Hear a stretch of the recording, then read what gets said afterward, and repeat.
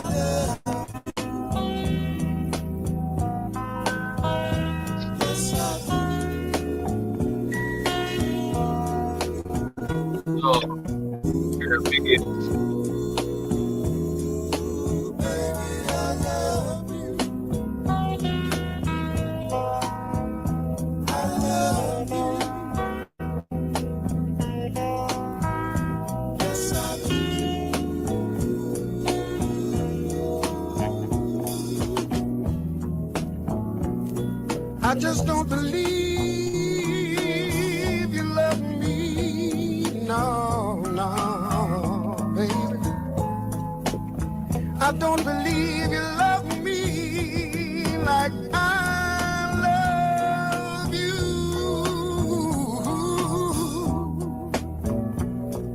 And I won't ever try to hurt you, baby, baby.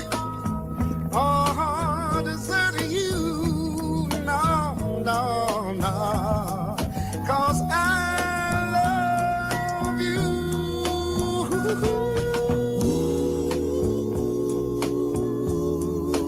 Baby, I love you.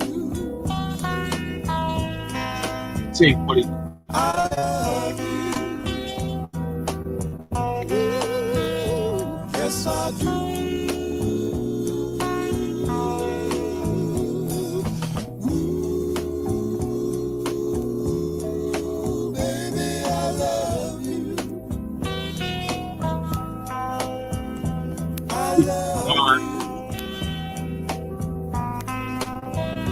Yes, I do.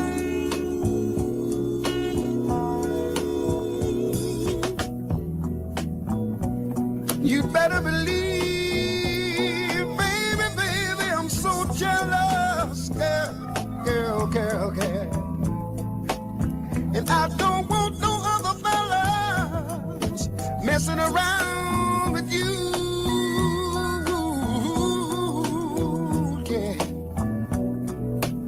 And if you never do There ain't nothing in this whole wide world I wouldn't do.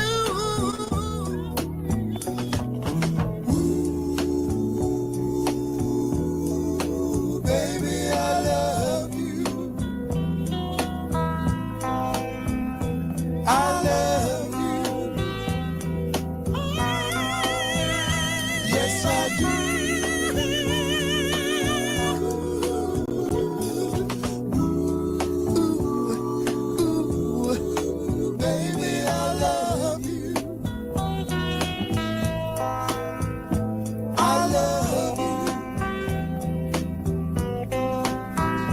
Yes, I do.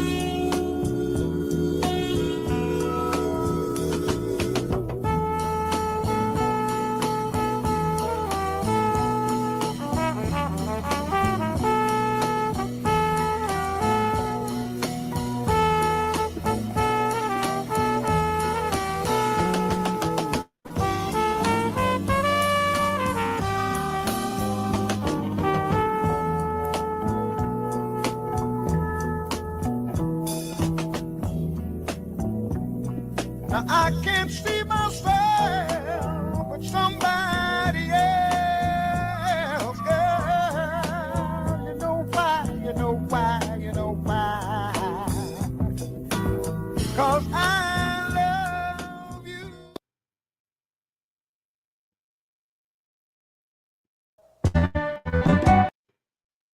Man, shout out to everybody tuning in, man. Much love, Fillmore Slim, man. Happy 91st birthday to the legendary Fillmore Slizim, you dizzy. You know what I'm saying? We're gonna have some coverage on that coming through, man. But we got a lot to talk about, man. We got some sad news.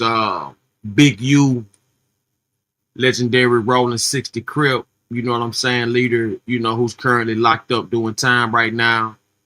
He lost a son, lost his son, man. We're gonna get into some of that coverage, man. Big U lost his son, little Huey, baby Huey, you know what I'm saying?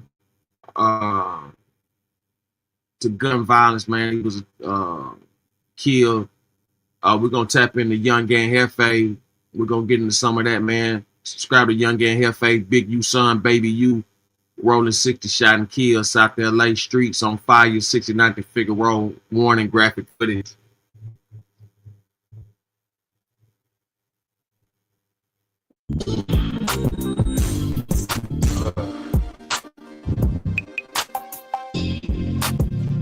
Having 50 for the cash, on the purse. Let's hit the mall. I put you on the back and body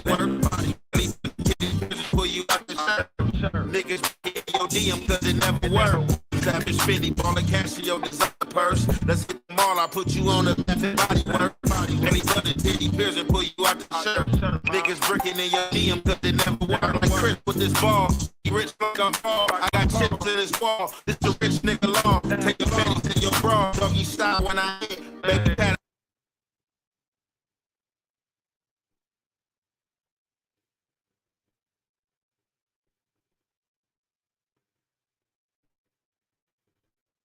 The suspected leader of the Los Angeles Crips is facing criminal charges. Federal prosecutors say 58-year-old Eugene Henley, also known as Big U, used fake anti-gang charity to defraud celebrities. One of the donors includes former NBA basketball star Shaquille O'Neal. He's also accused of murdering an aspiring rapper named as RW in 2021 after he recorded a diss track against Henley. The facts alleged in the complaint paint a very different picture. It is one of a murderer, a thief, a liar, and a cheat, and the criminals that enabled him. He used that goodwill to benefit himself. He diverted money from that charity and lined his own pockets with it, and that money was ultimately traced, and that we can show that he used it for personal purposes. Henley also ran a record label called Unique Music. Charges against Henley include fraud, racketeering, human trafficking, and murder. Two other men, Sylvester Robinson and Mark Martin, are also named in the complaint. Well-known Crip got killed tonight. he has one son that plays for the Chargers and one son that does not. And I don't know which son it was that got killed. I think it's the son who doesn't play for the Chargers.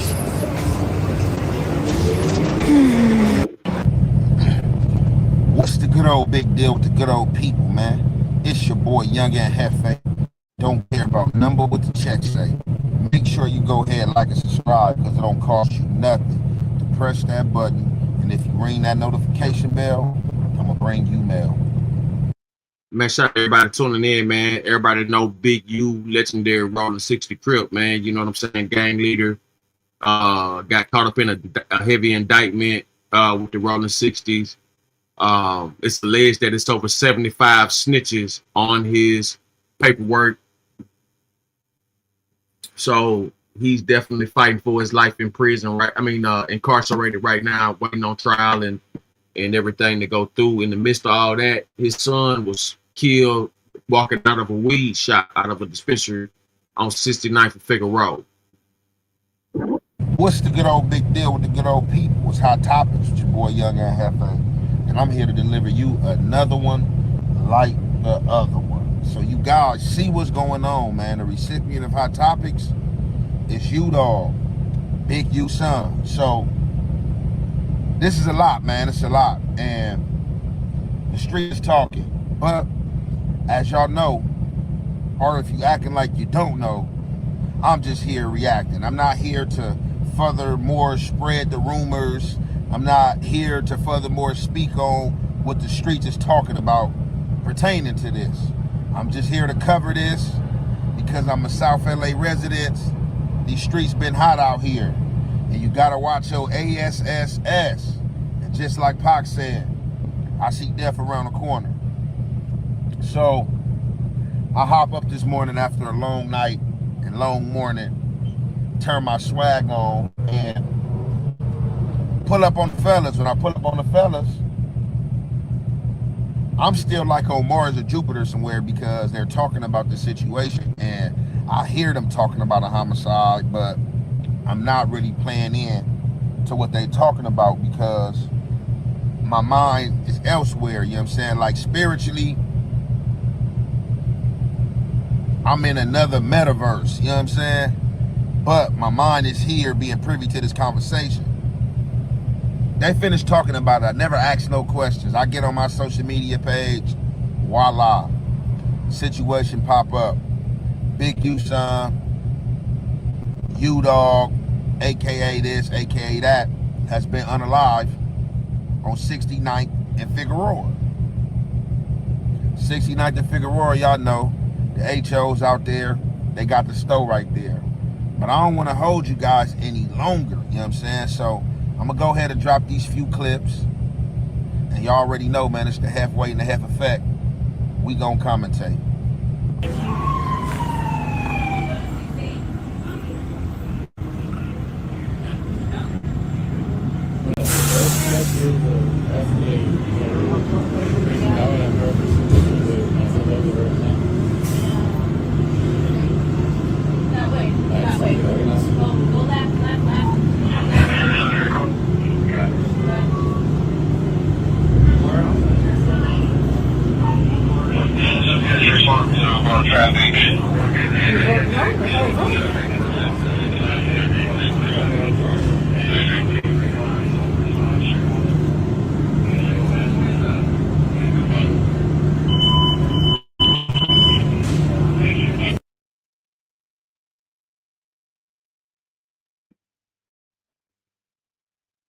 As you can see, that's Big U's son laying down, fighting for his life. You know, they're trying to revive him, but he, unfortunately, he couldn't make it. Very, very, very sad occasion. It's been alleged scandals, reported of, Big U, and his son and a friend who was murdered, for writing a diss record about him and things of that nature. So this thing gets deep and deep and deep and deep. These rabbit holes keep going and going and going. You never know what's the cause or what's the angle of this, but he was shot and killed coming out of the dispensary on 69th and Figueroa.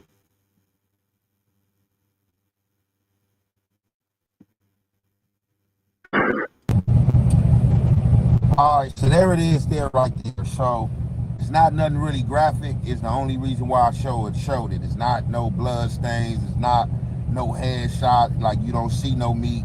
You just see the body laying down there on the ground, and you just see that the police is down there pumping away. 69th and Figueroa. That's the store right there. So it looked like he was unalive right there on the side of that store. For whatever reason, he was in that neighborhood or over there. I don't know. You know what I'm saying? That is the 6'8 Playboys.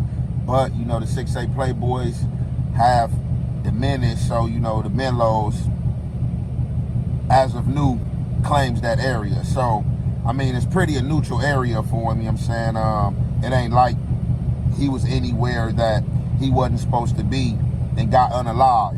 But what I will say, right, pertaining to these rumors in the streets, I'm gonna speak on this, and I don't know if this is true or not.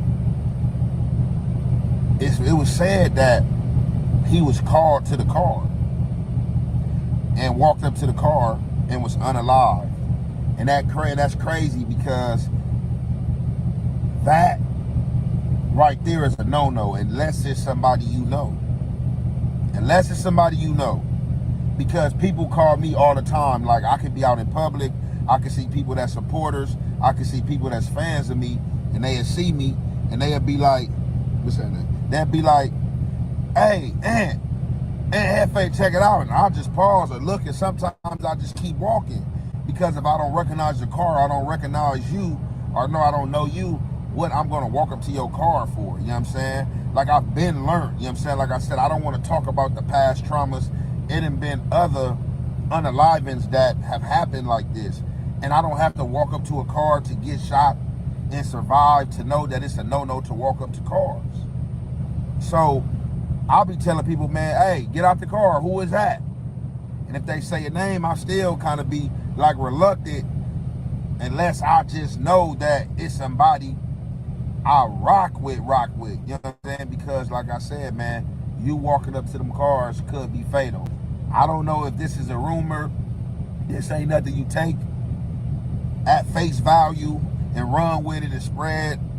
I just heard about the news, and I'm speaking on what I've seen, like as far as what social media put out there. And like I said, it's a lot of rumors that could be spoke on and say, oh, this happened, or they said this might have happened. But that's what I am going to say, that they said whoever it was allegedly called his name. And if he walked up to that car, it was obviously somebody he knew.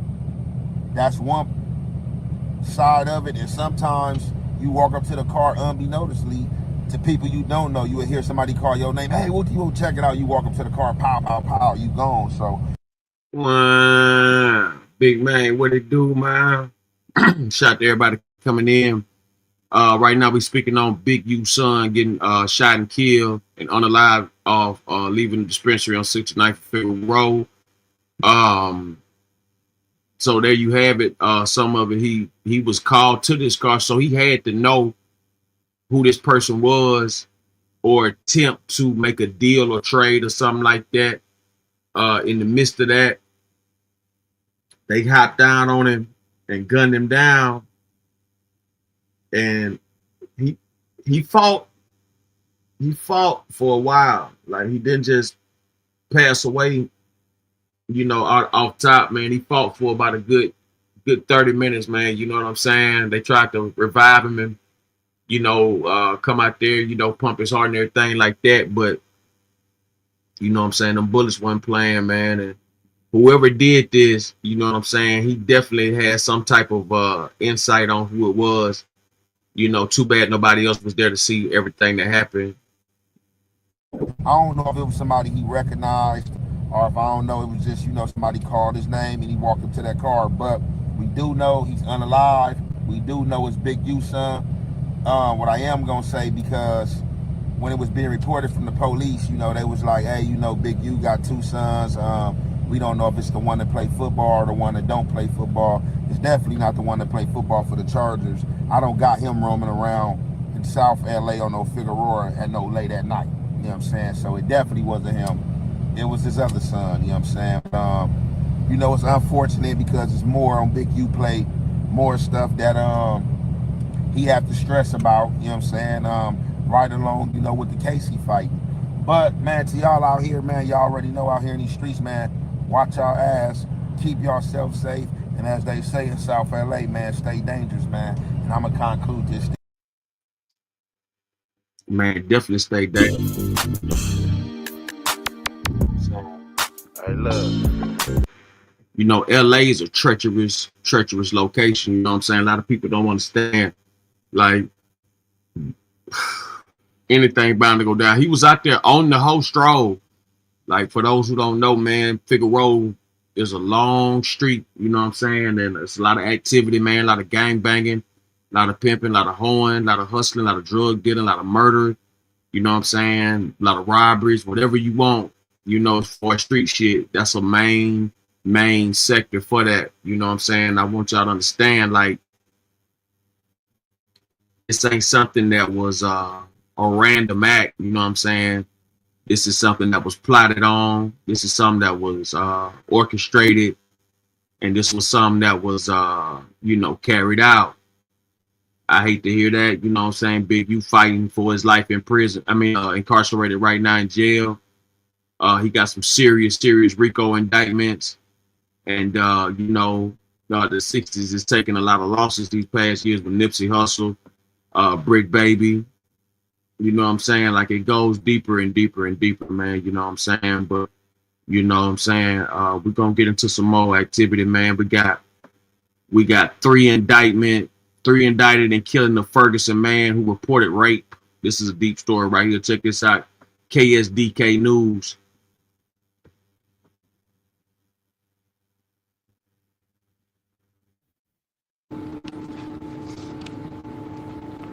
Good morning.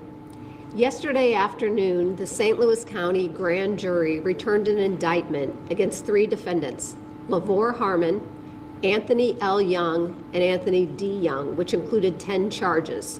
The first 6 charges are 2 counts of murder in the first degree, 2 counts of armed criminal action, 1 count of knowingly exploding or burning, and 1 count of tampering with physical evidence. These first 6 charges are against all 3 defendants acting together. They are new charges which stem from an ongoing investigation by multiple police agencies the last 4 months. These charges originate from a sexual assault case which was issued in May of 25 when a witness to that case was offered a bribe to drop charges. He refused and was subsequently murdered. This investigation and the apprehension of these 3 defendants is a result of the hard work of combined police agencies, including the Ferguson Police Department, St. Louis County Police, St. Louis City Police, and the FBI, along with our office, the St. Louis County Prosecutor's Office, working in partnership with the U.S. Attorney's Office. While every defendant is presumed innocent, due to the diligence and the countless hours and cooperation of these law enforcement agencies, we are confident that these defendants will be held accountable. Now, I have assigned this case to Senior Assistant Prosecuting Attorney John Schlesinger, who is here to give you some further details. However, this is an ongoing investigation. There is not a lot that we can share, but I'm going to hand it over to John to offer a little bit more.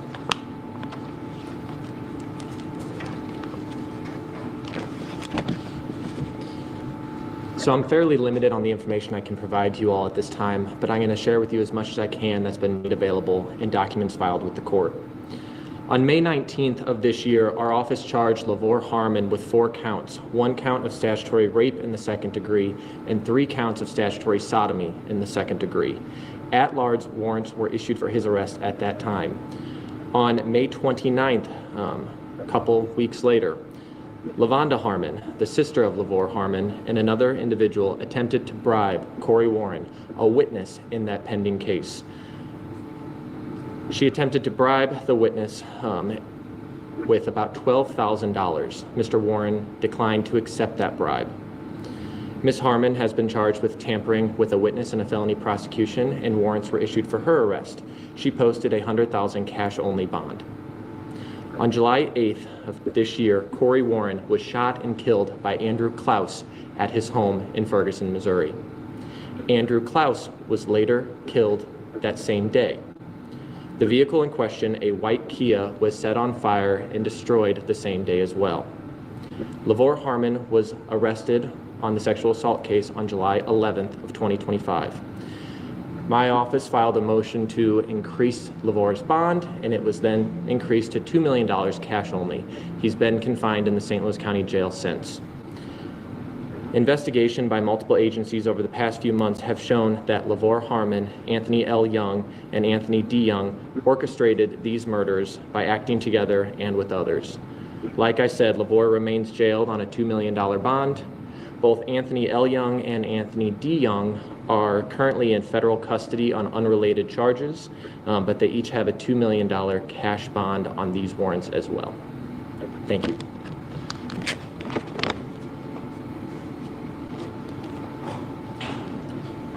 Chief Doyle.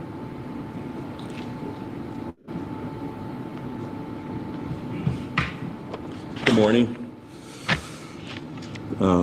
Again, thank you, Prosecuting Attorney Melissa Smith, Sean, actually your whole office, not for what you have done in this particular case in regards to prosecution, but for all the cases that you do. I remember when you first took office, you said you would be relentless on assisting crime victims, and it was more evident in this case that we're talking about today. So this case that began on Bayview Court here in Ferguson that extended to the city of St. Louis is probably one of the more was a tragic and probably one of the most senseless acts of violence that our region have seen this year. But that's where the strong work of our detective bureaus and our collaborative partners come in. And Ms. Smith have already mentioned it, but I couldn't stand here and tell you how proud I am of the detectives here at the Ferguson Police Department. I mean, these men work extremely hard, day in and day out, long hours. I had to oftentimes tell them to go home, but it was very important that they brought some type of resolve to this, to these families. Along with our partnering agencies, St. Louis County Police Department Intelligence Unit, St. Louis County Police Department TAC Unit, St. Louis City Police Department, FBI, U.S. Attorney's Office, and obviously our own Prosecuting Attorney's Office. Let me speak directly to the families here. The families of these victims, our hearts are with you. And it was with them in every part of this case. So every interview, every search warrant that was conducted, the pain of these victims, of what they shared, the families of these victims, what they shared, it was always at the forefront in this particular case. I also want to send a message out to our community. This is a prime example of what collaboration looks like. You know, when this police department works hard with our partnering agency, along with our prosecuting attorney's office, we can see what real justice looks like. So I'm extremely happy with the collaboration, and again, look forward to the conclusion of this particular case. And in closure, obviously this is an important step, right? This remained an active investigation, and Prosecuting Attorney Smith just mentioned it. As always, you know, everyone in this case presumed innocent until found guilty in a court of law. That's all I got.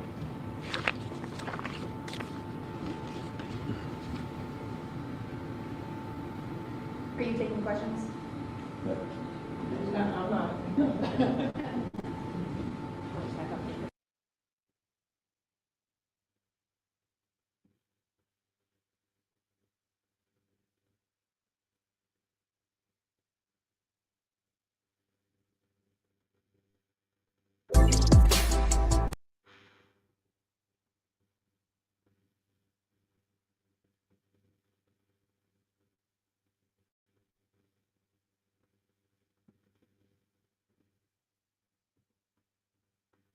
Tonight we are getting answers about what led to two separate murders in July, one in Ferguson, the other in North City. As First Alert 4's Lena Chappie reports, police now say it's all tied to a murder for hire in an attempt to unravel another crime.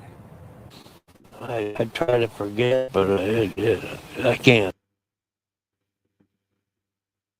Yeah, if I'm mistaken, these guys was found raping the girl. The man reported the rape. The guys hire a hitman to kill the guy who reported his daughter getting raped. They kill the guy. Then they wind up killing the hitman.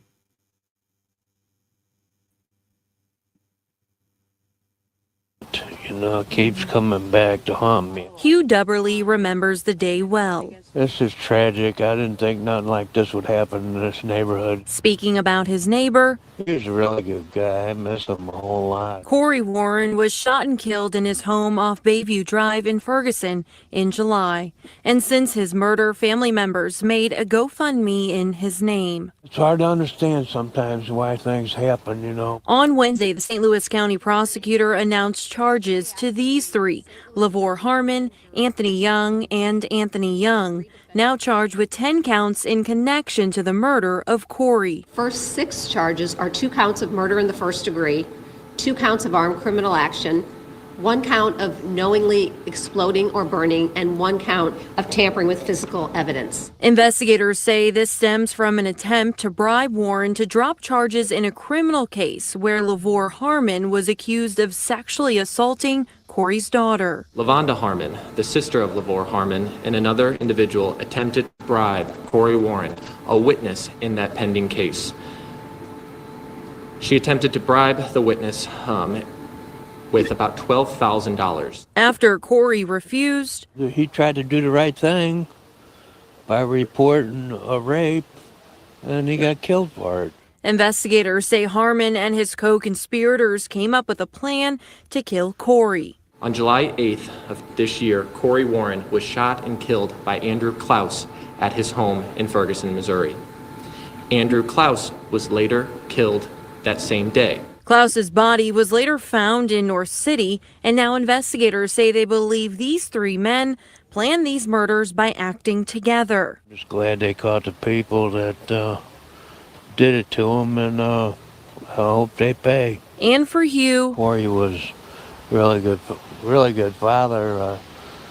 You know, he, like I said, he cut my grass for me. I offered to pay him. He wouldn't take no money. he will remember Corey's kindness in such a tragic situation. In Ferguson, Elena Chappie, First Alert 4.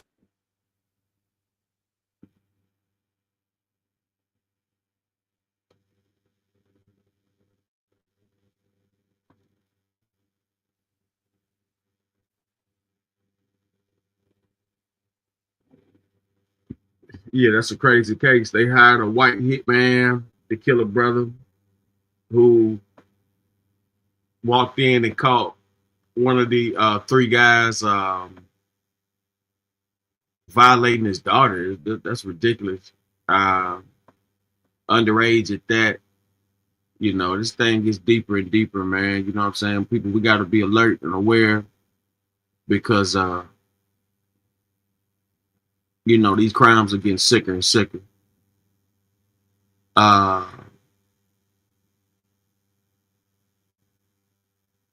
We got more news, man.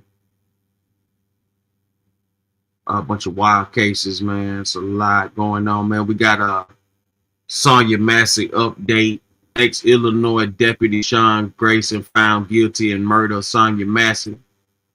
Let's go to NBC Chicago. Get some justice for that. Even though it was 2nd-degree murder when it should have, you know, we all know the criminal system is fucked up when it comes to black folks getting justice by the cops. Let's go to NBC Chicago. Ex-Illinois Deputy Sean Grayson found guilty in murder of Sonya Massey. Full announcement.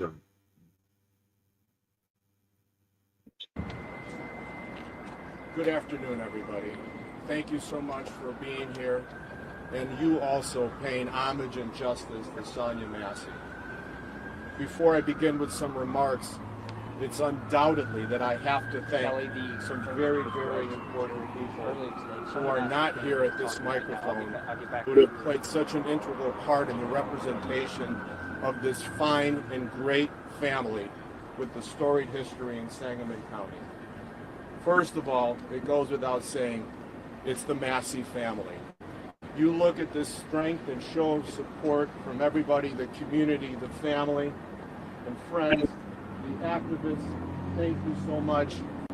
It was a tremendous show of force, and we are so grateful. Secondly, the fiercest defender of civil rights in this country that I know, my brother, Benjamin Crump.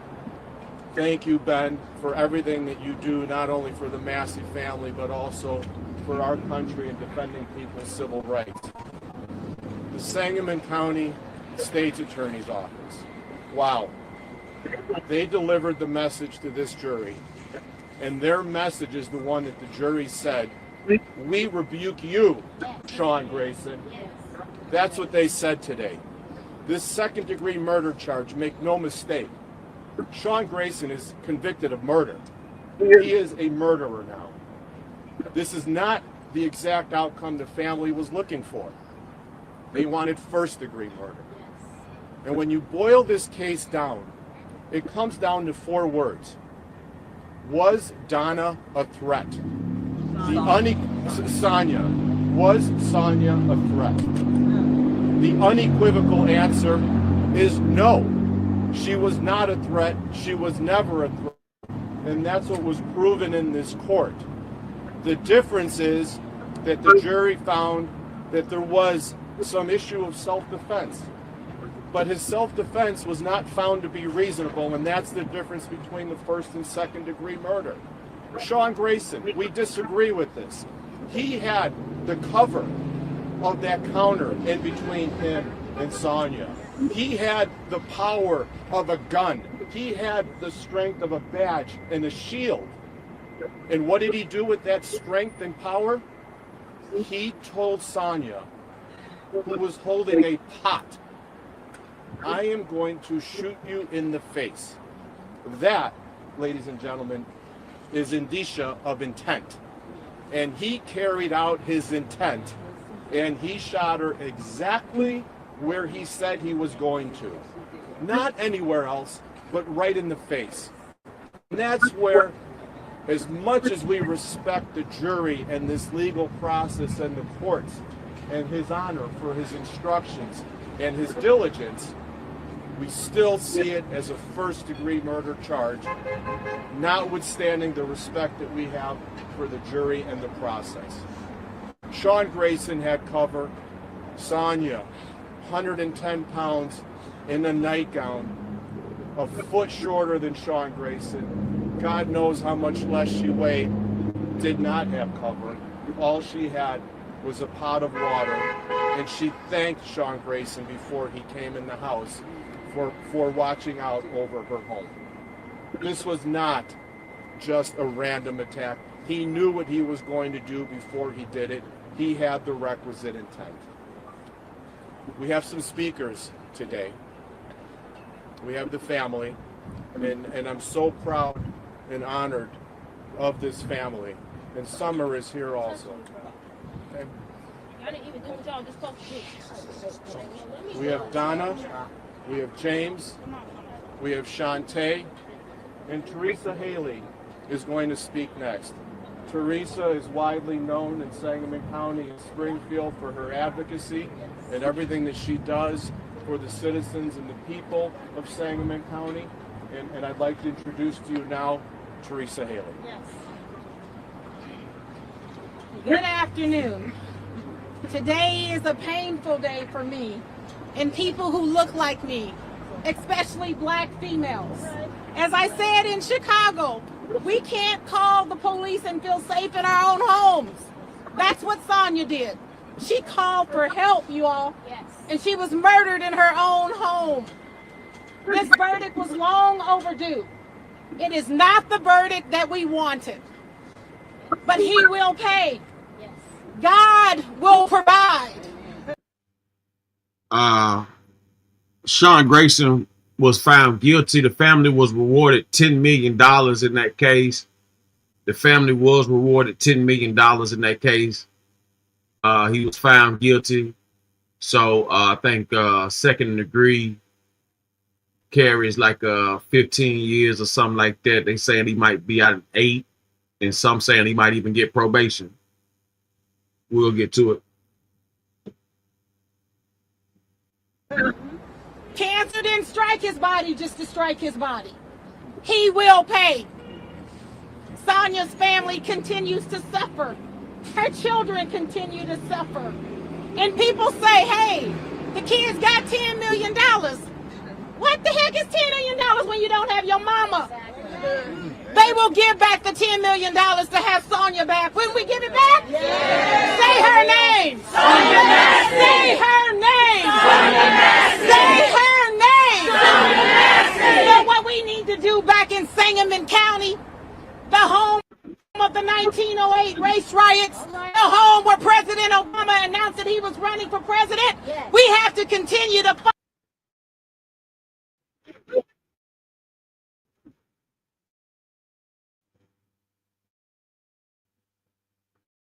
to change the laws, because there's no justice.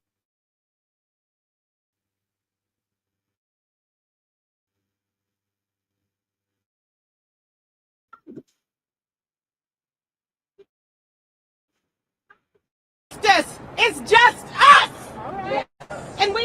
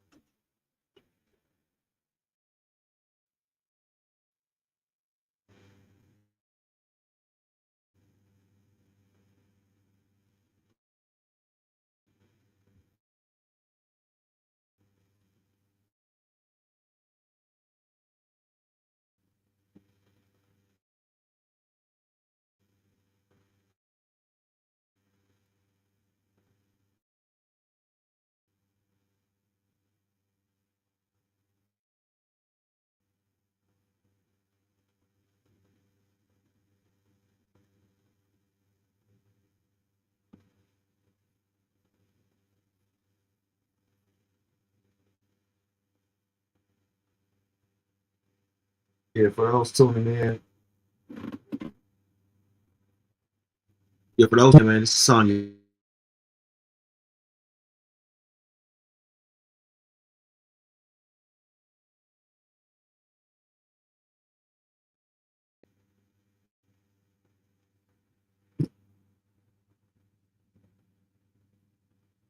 Exactly. Hey, big man, that's exactly what happened with this. Cause he had been to that house like 2 or 3 times already. I'm assuming that, you know, in the process of all that, you know, he made his advances and she didn't comply. So when he came back that last time, he was done, you know, just fed up with the whole thing, and he pretty much orchestrated that assassination. Like he smooth talked his way inside the house. You know what I'm saying? Asking her questions that he should have already known. I mean, he's already been there 2 or 3 times prior to that. Both of the officers came over there. His co-defendant said that the only thing he was scared of was Sean Grayson. Said that, you know, he was the only thing that he was in fear of. He said he wasn't in fear of this lady with this you know, in the kitchen boiling water and all that kind of shit. You know, clearly that cop had this in mind and he had planned to take her out. Like, this is not even a doubt. You can tell by the way she was killed. The fact that he got charged with 2nd-degree murder says everything about that court system. The fact, you know, to give him 2nd-degree murder, he said he literally told her he was gonna shoot her in the face, and he shot her in the eyes. So he shot her in the face.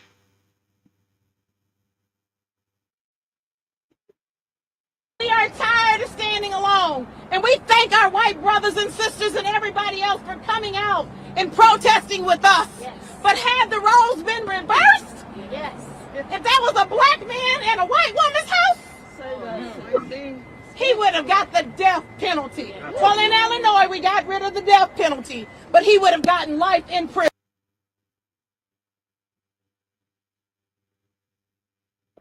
Yes.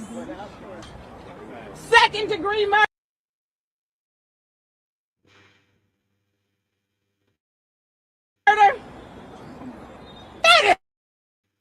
not right.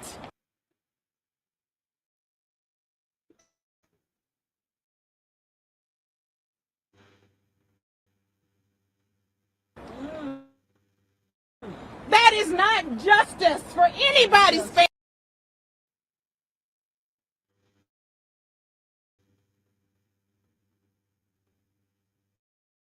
family.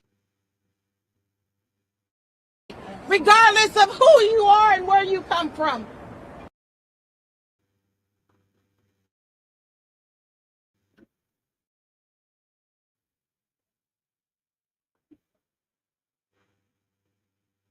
So we're going to work extremely hard, not only in Sangamon County,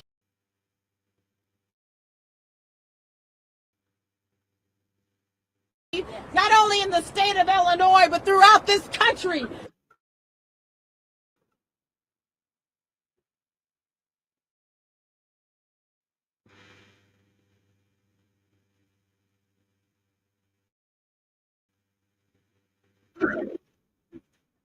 People need to understand the difference between 50 years difference in sentence. Yes. Do y'all know that this man, even though it may be 20 years, he can get out in 10 years? 10 years! Say her name! Sonia Massey! Say her name! Sonia Massey! Say her name! Sonia Massey! Pray for the family, please. Anybody who saw the video and thinks that it was partly Sonia's fault is inhumane. And for them to not get the life, and Sonia got life and death, he should be under the jail. I can't wait till he goes to hell. I'm sorry. No, you're not. All right. James. James Wilburn. Her name was Sonia Lene Wilburn Massey. I'm James Wilburn. I'm her father. Sean Grayson should be able to get out of jail. My daughter can get out of that burial vault and walk out of Oakwood Cemetery. And I know that that clock that's waiting for him, he can get to it as soon as he can. And it wouldn't make me any difference at all. But there's a difference in this country when you have my skin color and Grayson's skin color. We need serious justice, not a miscarriage of justice that happened here in Peoria. We need to pass the George Floyd Policing Act. We need to pass the John Lewis Voting Act. We need to make the Sonia Massey law across the whole United States. Then no family in our country can go through what our family has gone through. Because this man should have never had a badge and a gun. This man was kicked out of the service. He was in 6 police departments in 3.5 years. That is shameful. Shameful on Sangamon County for even having a person like that, giving him a gun and a badge. And his gun, he had a sight on it. He had a laser sight. So all he had to do was put that laser sight where what he said he was going to do. He said he was going to shoot my daughter in the face, and he did it. He shot 3 times, but even with a laser on and going through a police academy twice, he still only shot her the once, which was good enough. But you see, my Judeo-Christian upbringing tells me to be absent from the body is to be present with the Lord. So, my joy here today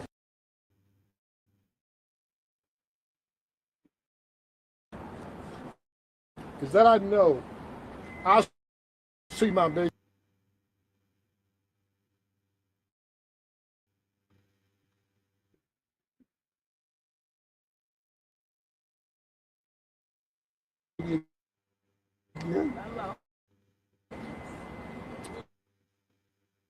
And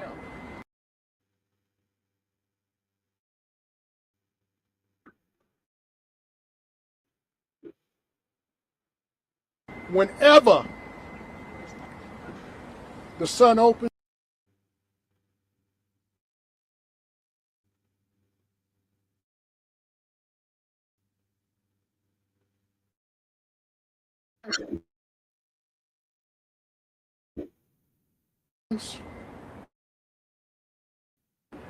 And Gabriel blows that horn.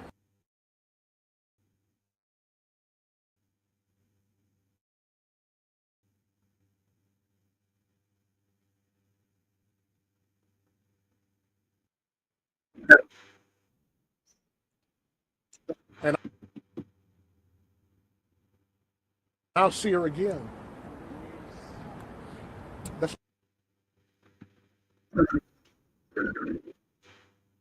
Um,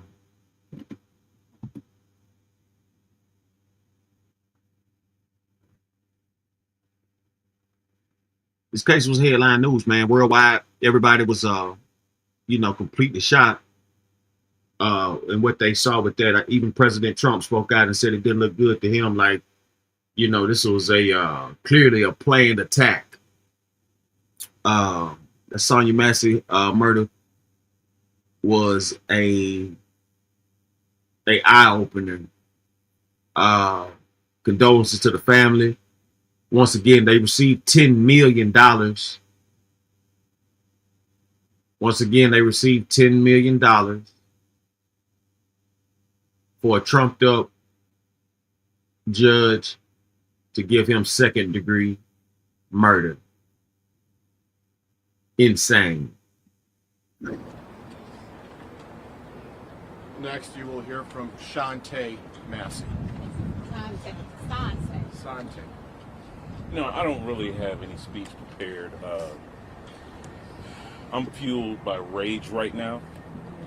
If you get an officer that says he's going to shoot you in the face, and then he shoots you in the face, and you only get second-degree murder. So the justice system did exactly what it's designed to do today. It's not meant for us. But I tell you what, I will dedicate my life to dismantling the systems that created this problem. The fight has just begun for me. So that's all I have to say. Thank you. Say her name! Say her name! Say her name! What do we want? Justice! When do we want it? Now! What do we want? Justice! When do we want it? Now! Yes. Are there any questions? I'd like to know if the family is concerned about him getting probation. Look, we can't be concerned about that now. What we do need to be concerned about is that he gets a maximum sentence here. Now, I don't even think that that's a thought in their mind. When you look at the fact that the jury found that his self-defense was unreasonable, we don't even want to think about probation. That's not even a thought. We're looking at maximum sentence. Now that we're here with second-degree murder, we're looking at maximum sentence. Of course not. Of course not. When you look at that video, the video speaks for itself. When the video shows that Sean Grayson, with the cover of a counter and the barrel of a gun, staring at Sonya Massey, said, "If you don't put that down, I'm going to shoot you in the face," and seconds later did it, I think anybody can see that's intent. For Teresa or Sante, can you talk about what that fight means? Sante talked about what the fight means from here on out. Well, what does that mean? For us, it means justice. Yes. It means working with legislators in Illinois and across the country to change the law. We need to call this a Sonya Massey law. We have a bill in Illinois. Now we need a law regarding second-degree murder. I mean, it was obvious to all of us that this was first-degree murder. There should not have been another option, but there was an option. And now we have to do our part to make a difference and to make a change and make sure that people never forget. Say her name! Sonya Massey! Say her name! Sonya Massey! Say her name! Sonya Massey! Maggie Bessel with NBC News. What would you sense for anybody in the family? What would you say to the jury? Like, from your perspective, what do you think went wrong in that jury room? What do you think that they got wrong? Well, I'll let the family speak, but clearly they had options.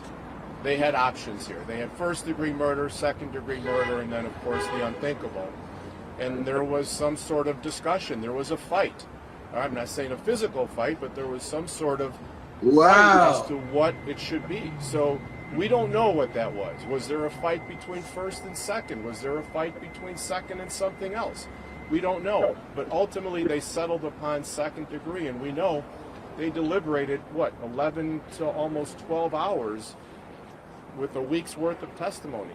That's significant. So there was a lot of discussion in that jury room. James, Donna? Anybody in the family, what would you say to them? I think that we have to, seriously, because Illinois has been a forerunner with the Sonia Massey bill. But we found out as a family we need to take it further. We have a legislature here in Illinois who is ripe for the kind of change that should go across the whole United States. And we saw today that there is such a various difference between first degree and second degree. There was no doubt in any of our minds that this was first degree murder. I'm sure there's no doubt in Sean Grayson's mind. But his attorneys were skillful enough that they threw crap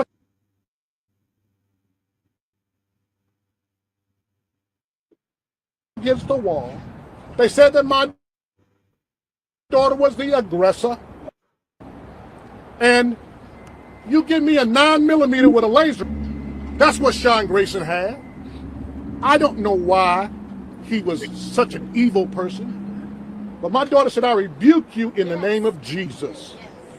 And see, we believe in Jesus. We do. He's my Lord and Savior. And I know that there will be justice for Sean Grayson. And it might not be in this world, but it'll be in the next one. Man, shout out to everybody coming in. C, glad you could make it. OG Stack, glad you could make it, man. Shout out to everybody in the comments and chats. You know what I'm saying? That's the Sonia Massey update. I know a lot of people been waiting on that. Sonia Massey update. The white police officer manipulated his way into her home. Asked her a gang of questions, made her feel uncomfortable. She was boiling water. Apparently, he felt scared and feared for his life of her boiling water. Threatened to shoot her in the face. And eventually shot her in the face. And then killing her. Then told his officer not to give her CPR. You know. OG Stack, what it do, man? Oh yeah, that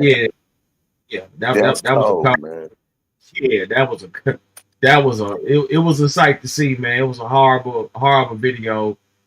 You know, the way that it all went down. Now, granted, you know, she wasn't how can I put it? I don't think she was mentally stable all the way per se, but it didn't call for her to be executed. You know, she was having that's a cold one right there, man. That's like the ultimate. It was more than that connected to them. That had a lot of hate involved in it. So it tells you that he was racially inclined when he did that. He was involved in it. He was in his feelings, man. Yeah, he was on his racist shit when he did it. Oh, no doubt. No doubt about it. No doubt about it. That shit was 100% racist.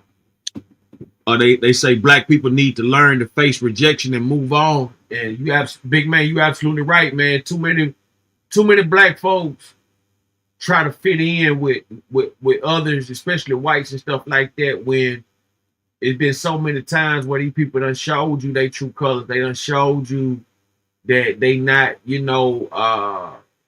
trying to be friends. You know, you got some good folks out there, but then you got a lot of bad ones out here still who don't get held accountable. And this is a prime example. I mean, second degree murder, man, like it ain't no slap on the wrist, but that he clearly had intentions on killing this lady. It wasn't she wasn't posing no threat. She wasn't she didn't say she was gonna boil, she was gonna throw some hot water on him. She didn't say that, you know, it it was a regular regular small boiling pot, that you would cook some noodles in, or you know, it was a small pot. It wasn't like, yeah, it wasn't like it was like this huge pot of hot water. Granted, nobody wants to be burnt with any kind of, liquid or anything like that, but she was no threat for him to kill her. Like I said, man, I think she was a little naive on how she let him come in and manipulated that situation, but nothing that she did caused for her to lose her life like that in that type of way. To be shot in the head and all that kind of shit, man. And he had that. He knew he was gonna kill her when he first got to that house and knocked on that door. How racist. That is racist motivation. He was motivated to kill her. No doubt about it. You know what I'm saying? And when you think about that, think about something like that, it takes you in a mindset of where did it come from, with the mindset of taking out blacks, females, when he had to been, let's get to it, he had to been molested as a kid, or he had to went through something to make him that ruthless. That's ruthless. Yeah, he had some racist tattoos already on him. He have to have a background that he come from with other people that feel the same way that he feels, that would do the same thing that he would do, because that's something that he done professionally. He's a professional when he do something like that. That's not no. Yeah, you can tell he been getting away with a lot of bullshit his whole career. Yeah. So you have to go back and think about those type of things, man. It's really like, it's saddening, because we go back into the mentality of the house niggas and field niggas. The field niggas, they gonna work all day long. They out there in the field with the master. The house nigga in the house with his wife, cleaning up, and he works his way in with the lady, the master wife, and fuck on her. And when he fuck on her, he go back and tell the rest of them that that's what he doing. He tell his closest friend that's what he do. But the other niggas, the field niggas is watching them when they come home. They out in the shed and they watching each other. And he like, damn, you know what I'm saying? Like, he finna, you know what I'm saying? He finna get on. So I'm finna go back and tell the master that him fucking his wife. He go back and tell the master that the lady said she catch on and tell him that he was peeping through the key knob. She think he peeping through the key knob at her while she in the bathroom. He take him out there in the back, tell him, come on, we finna go hunting. Tell both of them, get this hunting stuff, let's go hunt. So they grab the stuff, they think we finna go hunting, take them out there, boom, kill both of them. That's two niggas killed with one stone, because we had to cross over each other, you know what I'm saying? It's to bring each other down, keep each other down mentality that we've been having for so long. We ain't broke it yet as a race, you know what I'm saying? That's a fact. And in this situation right here, they worried about NBA Youngboy. Man, you shouldn't be worried about no NBA Youngboy. This is the Youngboy shit right here. You need to worry about this. This is something that very serious in America. Y'all going on tour doing the young boy. No, this is serious. This can happen to anybody at any given time. And Facts. I don't think I got the video footage right here. If y'all got time, I'm gonna go ahead and do a review on this. I want y'all to we're gonna do a piece by piece of the police video cam footage and show y'all exactly what really went down that night. You know, I did several shows on this, but you know, now we back to the verdict and everything like that. So we're gonna get to it. Subscribe to Police Activity Body Cam Footage of Deputy shooting Sonya Massey in Springfield, Illinois.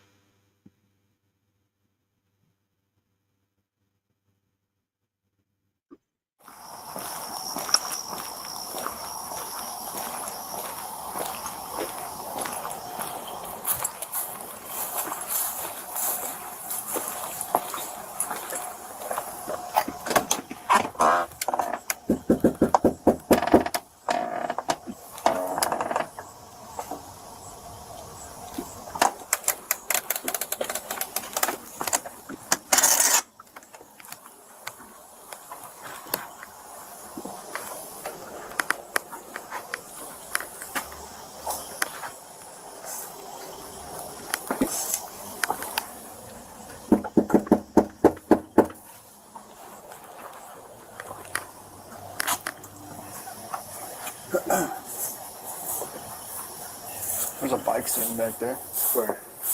On the back door. I don't know if it's hers. Oh, I'll tap it. Search warrant.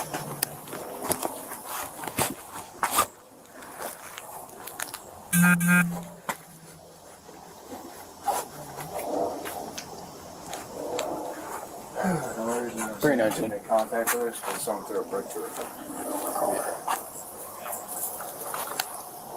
You want to try and call her 17 back here and let her know we're out front?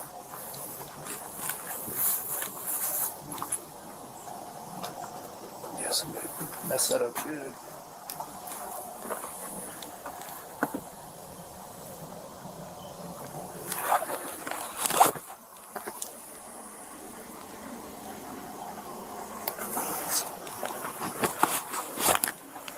I hear the phone ringing.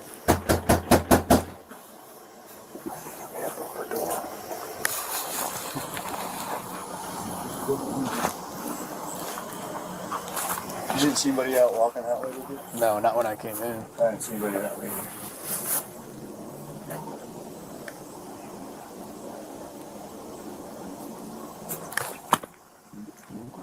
I hear her phone ringing and she's refusing to come to the door, so we're about to go 10-8.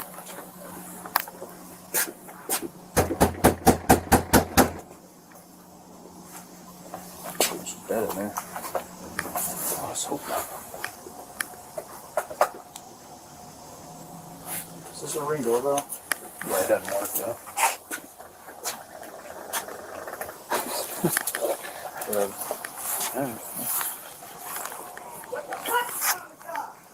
Sheriff's office!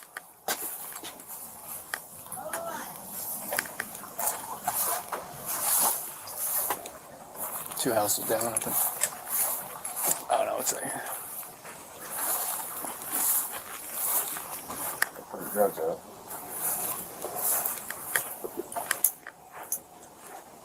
Go ahead.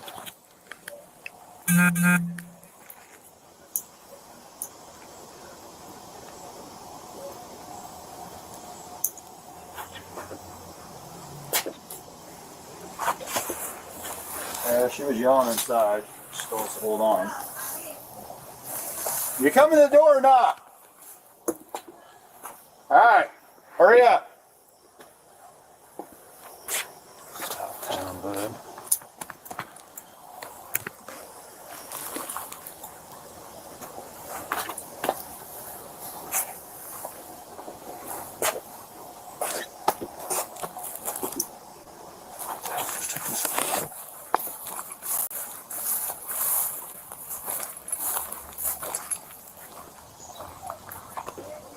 Sheriff's office, the one you called.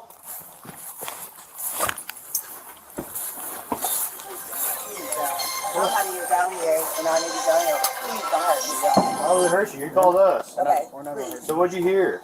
Somebody keeps outside my house, y'all. Please. Is this your car over here? Please, God. Please, God. Please. Is this your car over here? Oh. All right, as y'all can see, she called the police. Before this video comes on, they showed the original one showed them searching the background, the backyard, and sideways, and all that side of the house and all that. It was kind of skeptical. You know, they knocked on the door loud enough for anybody to hear it.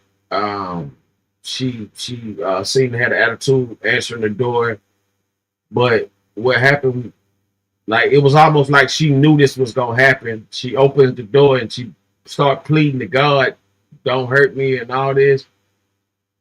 She's pleading to these people, "Don't hurt me," saying, "Please God, don't hurt me," all this old stuff. You know what I mean? Like, she had a lot already going on mentally.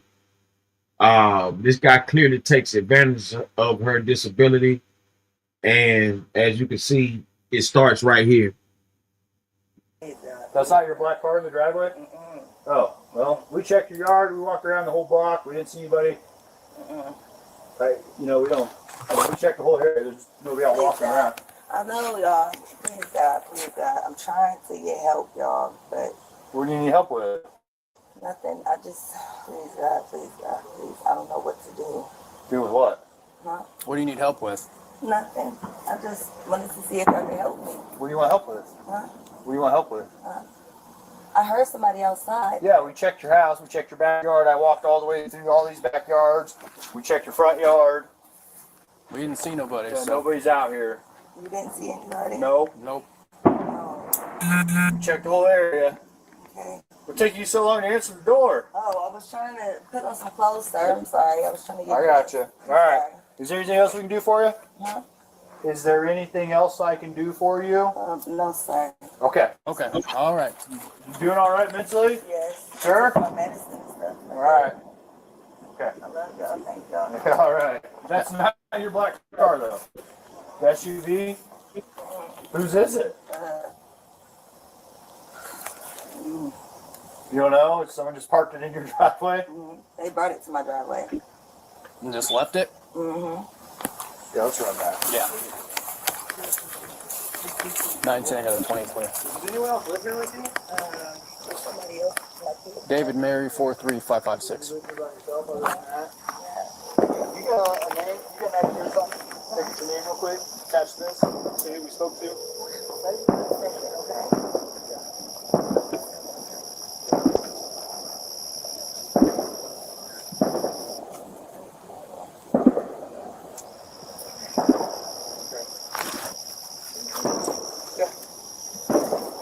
Simple.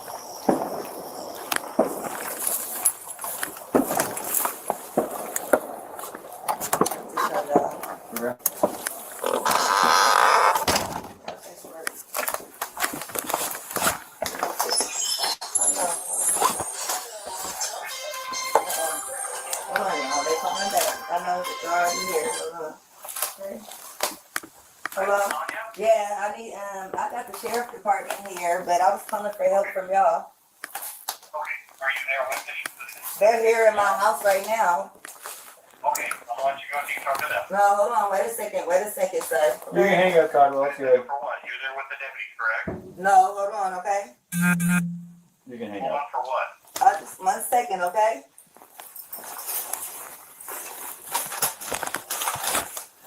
I got the paperwork. please hang up. Okay? What's up? I got some paperwork. Can you grab that Bible, please? Yeah. Hey, I just need your name so we can get out of here. Was there any damage previous to your car? Previous, yeah, it was. Okay, what was the damage? All right, so they manipulated their way inside the house. Clearly, there was nothing really going on per se. They could have left the scene once she came to the door, but they chose to. Sean Grayson chose to manipulate his way inside her vicinity, and now he's questioning her to for a more trigger whatever this situation is. Let's get to it.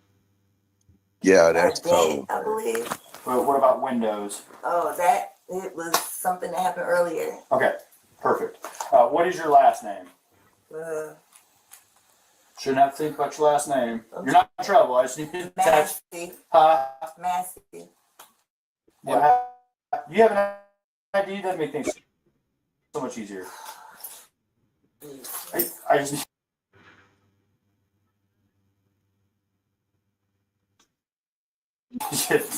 Just driver's license will do, and then I'll get out of your hair. I want to show y'all my paperwork. I will look at your paperwork. What paperwork? Okay. I got some paperwork. Well, just get your ID real Well, let's quick. get your ID for me. Okay. Your ID. One task at a time. So let's do an ID, and then you can dig around for your paperwork. I don't know where my ID is. You have that stack right there, maybe? 1 second. Check on her. Let me look at this. No, we don't need a fire while we're here. Right. Okay. Let me see. Okay. Where you going? Huh? Where you going? Away from your hot steaming water. Away from my hot steaming water? Yeah. Oh, I would rebuke you in the name of Jesus. Huh? Rebuke you in the name of You better fucking not. I swear to God, I'll fucking shoot you right in your fucking face. Okay, I'm sorry. Drop the fucking pot! Drop the fucking pot! Drop the fucking pot! 19 shots fired. Shots fired! Shots fired! Drop the fucking pot!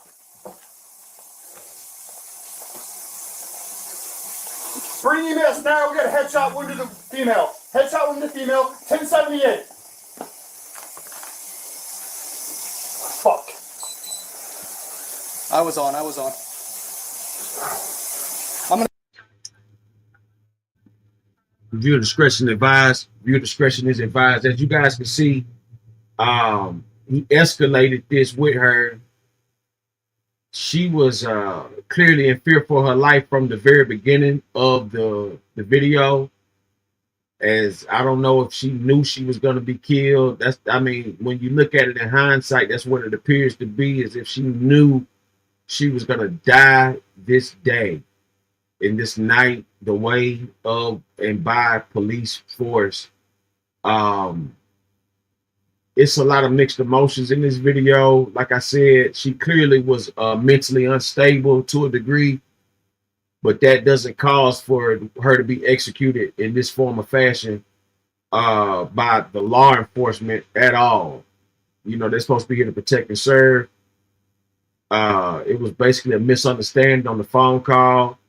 She claimed she seen or heard some things in her backyard or around her house. And these people took advantage of the situation, which led to her execution. This is an execution. This is a execution. They was really just racially. They was racially. Racial profiling. Yeah, they was Yeah, no racial doubt. aggression with that. That's all Yeah, it no is, doubt. racial aggression, man. Because really, man, when you think about it, it's a female that he did it to, one of our sisters, and it's to the nature like we become numb. We become numb with the police brutality because we're not even like see it. We understand it and we be like, damn, that happened. But we didn't become so numb to shit, man. And that ain't supposed to happen like that. We're supposed to have sympathy for shit. We lose the sympathy part of life. You know what I'm saying? Uh-huh. And it be like, that's the way life's supposed to be.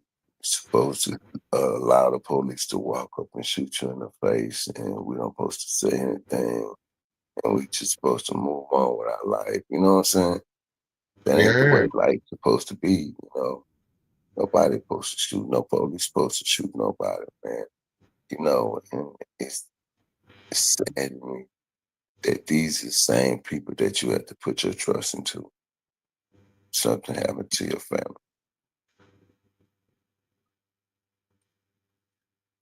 Mm-hmm.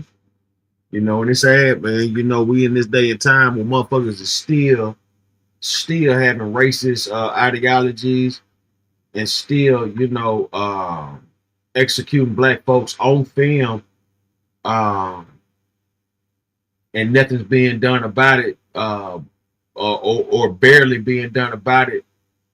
This situation is a prime example of how the police continues to get away with slaughtering innocent civilians.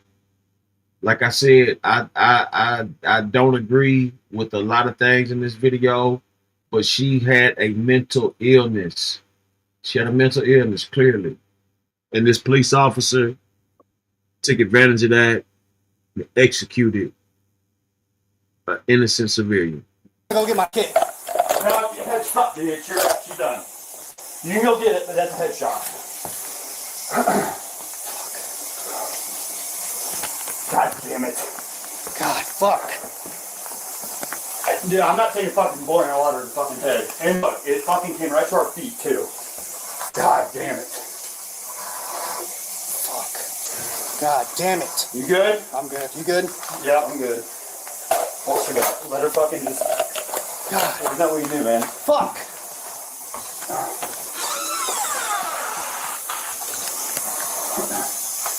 You good?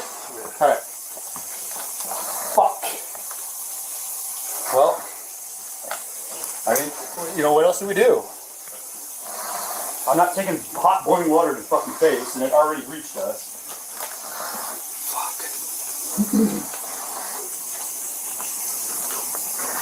They got a 52 en route? Yeah, 1078. You better fucking not. I swear to God, I'll fucking shoot you right in your fucking face. Okay, I'm sorry. Drop the fucking pot! Drop the fucking pot! Drop the fucking pot!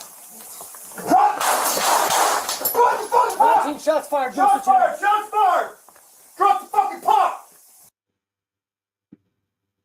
And this is another angle from the other officer, because the Sean Grayson guy cut his camera off. And he thought his other officer did the same thing. And here we go here where he tells the guy not to even assist her as she's gunned down viciously in her own kitchen.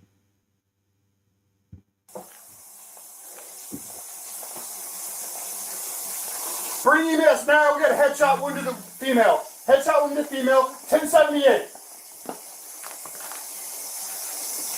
Fuck. I was on. I'm gonna go get my kid. No, headshot, dude. She's done. You can go get it, but that's a headshot. God damn it. God, fuck. Dude, I'm not taking fucking boiling water to the fucking head. And look, it fucking came right to our feet, too. God damn it. God damn it. You good? I'm good. You good? Yeah, I'm good. Holstered up. Let her fucking just... There's nothing we can do, man. Fuck.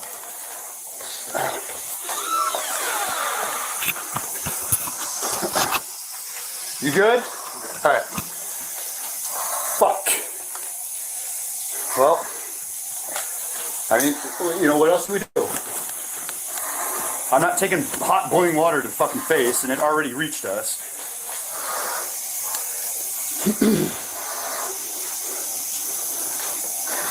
They got a 52 en route? Yeah, 1078.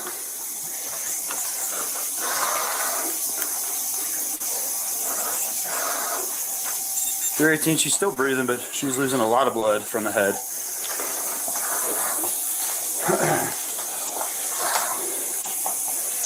I'll go get my med kit. Go get your med kit. I mean, there's not much we can do.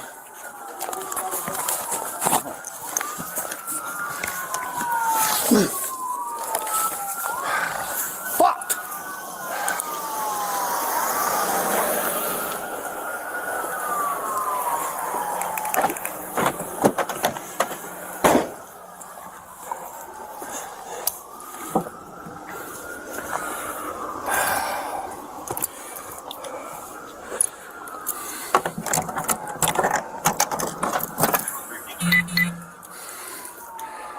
318, do we got any call history with her being 1096?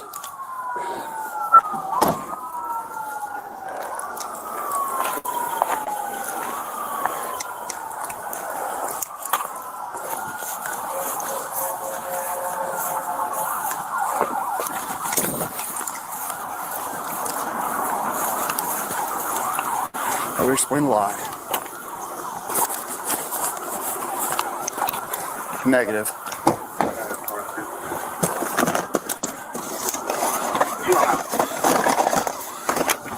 She's in the kitchen.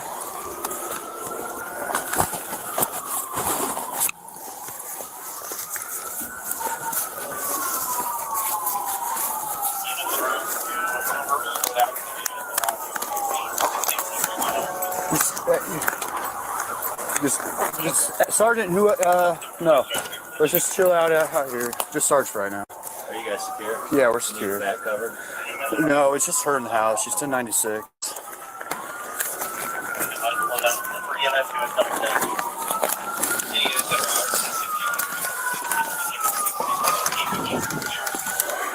Is there anything you think we can do for her? No. Alright, I'm not even gonna waste my med stuff then.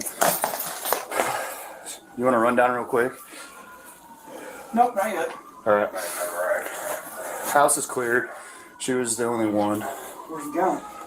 No, she had a boiling water and came at me with boiling water. You shot her? Yeah.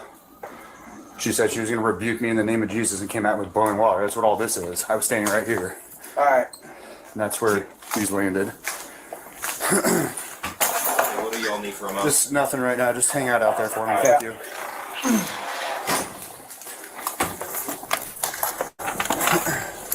I need clients and children around the house if you guys can.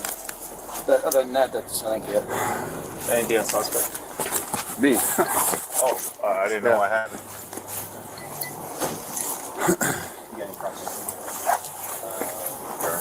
Yeah, I'm good. This fucking bitch is crazy.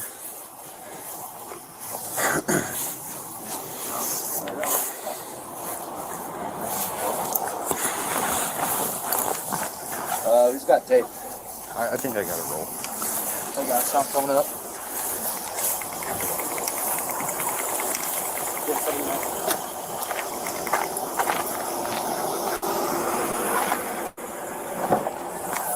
You got enough? If not, I got a roll.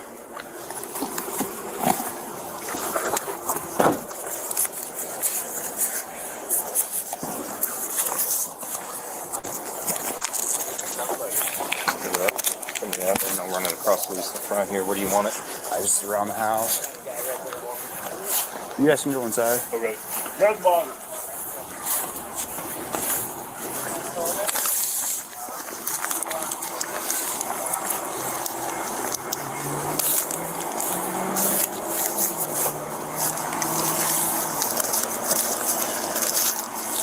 That's good.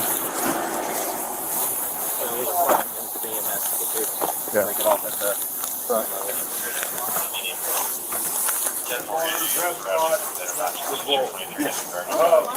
Find the blue blood bird cup. Alright, we're just got to the garbage cans. Yep.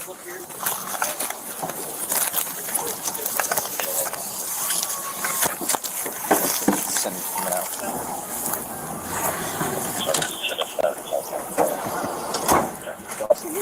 Yeah.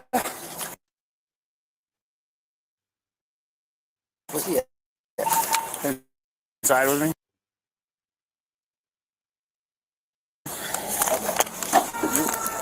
Yeah. That's my fault, man.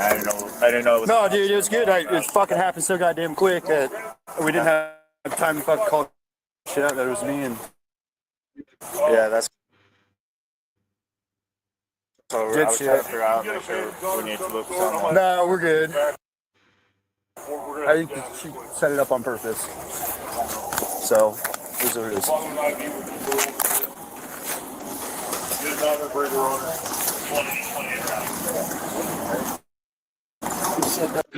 Don't go in. Backboard, so you have to move back.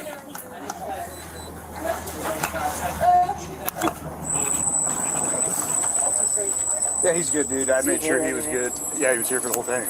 No, did he get hit? No. We barely got missed. Okay. I'll holler at him later.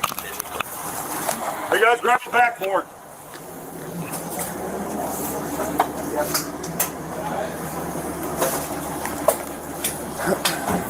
We're quiet on this one.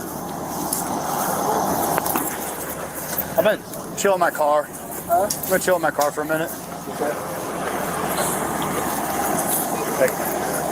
I got it. So my part.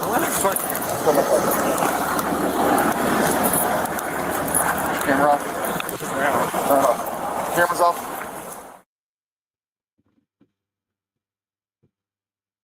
Yeah, as you guys can see, this is a tragic situation. Nobody saw this coming. You wouldn't believe it unless you saw it. The fact that all that went down was definitely unnecessary and uncalled for. Her kids was rewarded $10 million, but the police officer is gonna get a slap on the wrist. Yeah, that's what I'm saying. Big man. He said, "Fuck that crazy bitch." I hope you hear what I'm saying. I hope they all got you. That's what I'm trying to tell you. The partner flipped on Grayson, so that's how he was able to, to get off, because he flipped on his own partner.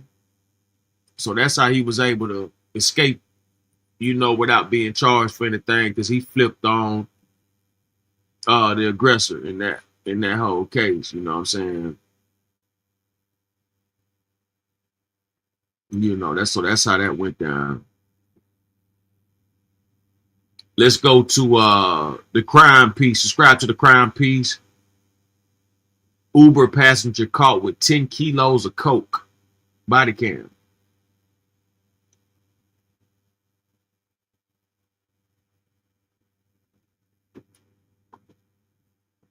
Across the country via public transportation. Subscribe to crime piece. How you doing, sir? Yes, sir. Hey, man, speed limit through here is only 35. The speed limit's only 35 through here. You're going like 48, almost 50. Yes, sir. Mm-hmm. Yep. You got your driver's license with you? Yeah. Are you an Uber or a Lyft or something? I got you. Where y'all trying?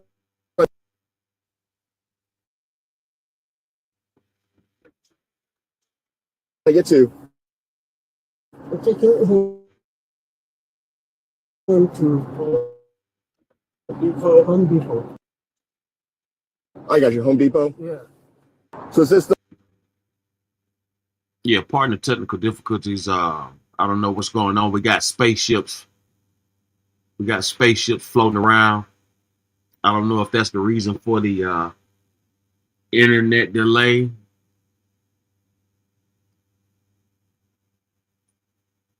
But we do have strange activity in the sky.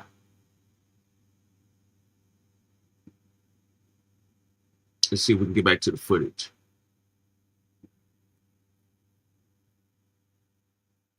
Run that, so I'm gonna check the VIN, make sure that's all good, okay? Okay.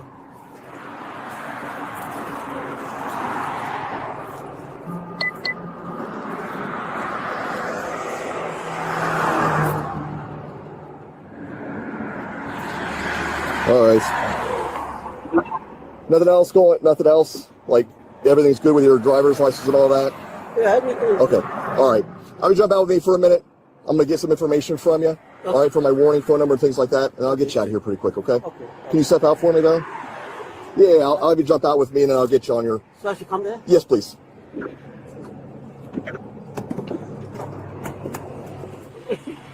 All right. Nothing on you that's gonna poke, cut, stick, or kill me. No guns, weapons, knives, anything crazy like that. Oh, I'm a I know, but Ubers sometimes carry weapons. You never know who's. I used to be a semi-truck You, driver. you never know who's in your car, right? Yeah, yeah. Right. Okay.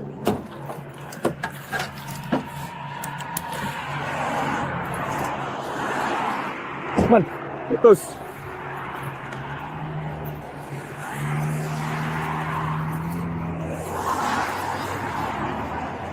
Find it.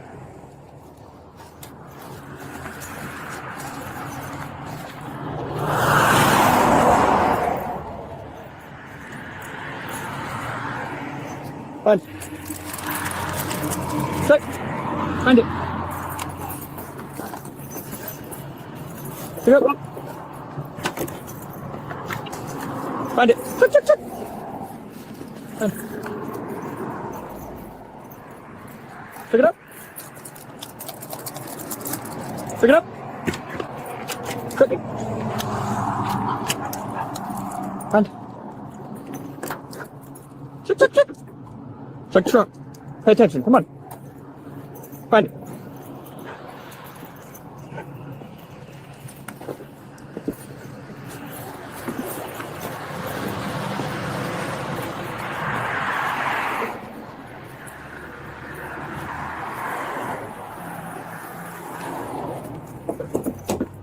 Slow up.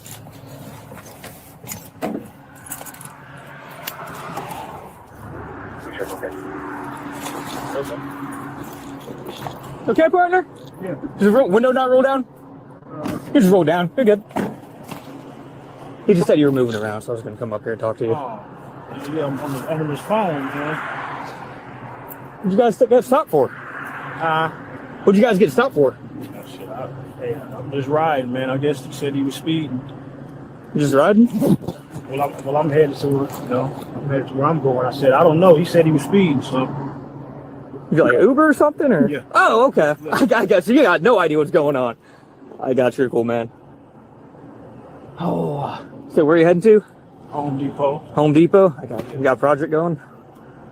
Yeah, I was supposed to meet my cousin there, man, for a carpool, so. A car? Oh, okay. Wait, your carpooling? Yeah. And you taking an Uber to get there? Where are you coming from? Because they didn't want to come pick me up from over there. Oh, okay. I got you. Where are you coming from? Yeah, shoot, I don't know. Somewhere down. You're not from the area? Nope. I got you. You're good, man. You're cool. Yeah. Where are you from? From Detroit. Detroit? Yeah. Nice. You down here for a while, or did you move down here? Yeah. How you liking it compared to Detroit? It's Vegas, all right. Yeah. So far. What you say? I said it's all right so far. Yeah. Yeah. What's up? Hey, dude, go ahead and jump out for me. Leave your phone right where it's at. Leave my phone here? Yep, just step out. Or up, transmit back. What's going on? We'll explain to you all through the minutes, okay? Right.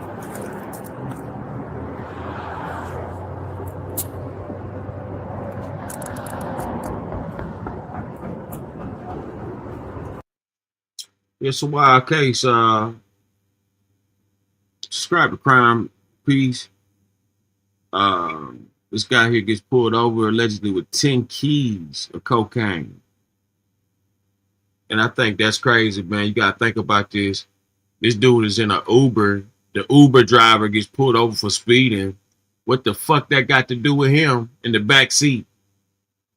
Y'all gotta make this shit make sense, man. This guy's in the back seat. Now, I don't understand this. We're gonna get to the bottom of it, but the Uber driver was speeding. The passenger's minding his business in the back seat. What? How does this go there? Somebody had to tell him. It's the only way I can see somebody had to tell on this dude. There's no other way, but we're gonna get to it. Subscribe to the Crime Piece. Uber passenger caught with 10 kilos of coke. Body cam. But now you're going to be detained for the purpose of a drug investigation, okay? Okay. You got a credit card for the car? Keep my seat. Yeah, Jennifer Sky. All right, we can get all this information. We can go. Yep. Right. Yep. Come back here with me. That's the driver. Yeah, you can get him out. I just like I want to stay 1 minute. Okay. All right, man. Anything on you that's going to poke, cut, stick, or kill me? No. Just chapstick? Yeah. How you feel? Stop. Look, Mr. Chavez. I mean, obviously, we're not just here for shits and giggles, okay? You're just giving us consent to search the car. We're not going to go that way with it, okay? We saw the roller go in the back. It is what it is, man. So, either you can be Team USA or just take it as it comes. We'll go get a warrant for it, blah, blah, blah. It is what it is. How does that work? What do you mean? Listen, I'm not just here by happenstance, man. I'm here because there's an investigation that's ongoing. Yeah. Okay? And you're part of that investigation. I am, huh? Oh yeah, hell yeah. You can't bounce into the city as much as you do and not think that somebody ain't gonna know about it. Right. Right? So here's what we're gonna do. And it all depends on how you want to play it. Okay, but he's gonna give us consent, but we don't want to do that because it's gonna get fucked up. So what I'm saying is, we already know what's in the bag. All right, we already know what's in the bag. Just because the dog don't hit on it don't mean much right now. Okay, I still got enough for a warrant, but I'm gonna let you make a decision whether or not you want to be Team USA. We'll go back to the PD. We'll grab the roller. We'll sit down. We'll talk. Either way, that roller's not going anywhere. You know what I mean? You know what I'm saying? I mean, it's not your first rodeo. I mean, I've seen your history, dude.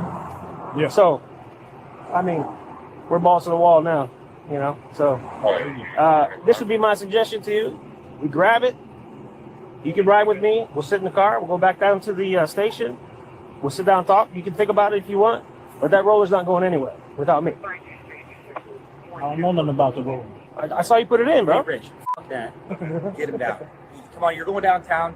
He can go in the back of the cruiser and take the roller. We're down. We got video of you putting it back there, bro. So that's all I'm just giving you the benefit of the doubt. To be like, hey, look, let's go down and sit and talk. That roller's going with me no matter what. Okay? I'm just trying not to hold up the Uber driver. But here's what we'll do. I'll probably just let the Uber driver go. We're going to secure that as evidence. We're going to tape it up, and then we'll apply for the warrant. But like I said, yeah, I'll just give you a chance to be Team USA. If you don't, dude, I get it. I mean, you've been through it. I know. And we'll just go a different way with it, okay? Which way is that? Prison, federal. Come on, get him in the car, bro. He's cold, man. He's cold for that. So, but we're going to grab it. We're going to secure it. And we'll get back to the station. We'll talk one more time, okay, where it's warm. What's my other option? Your other options is we go back to the station. The road goes with us anyway.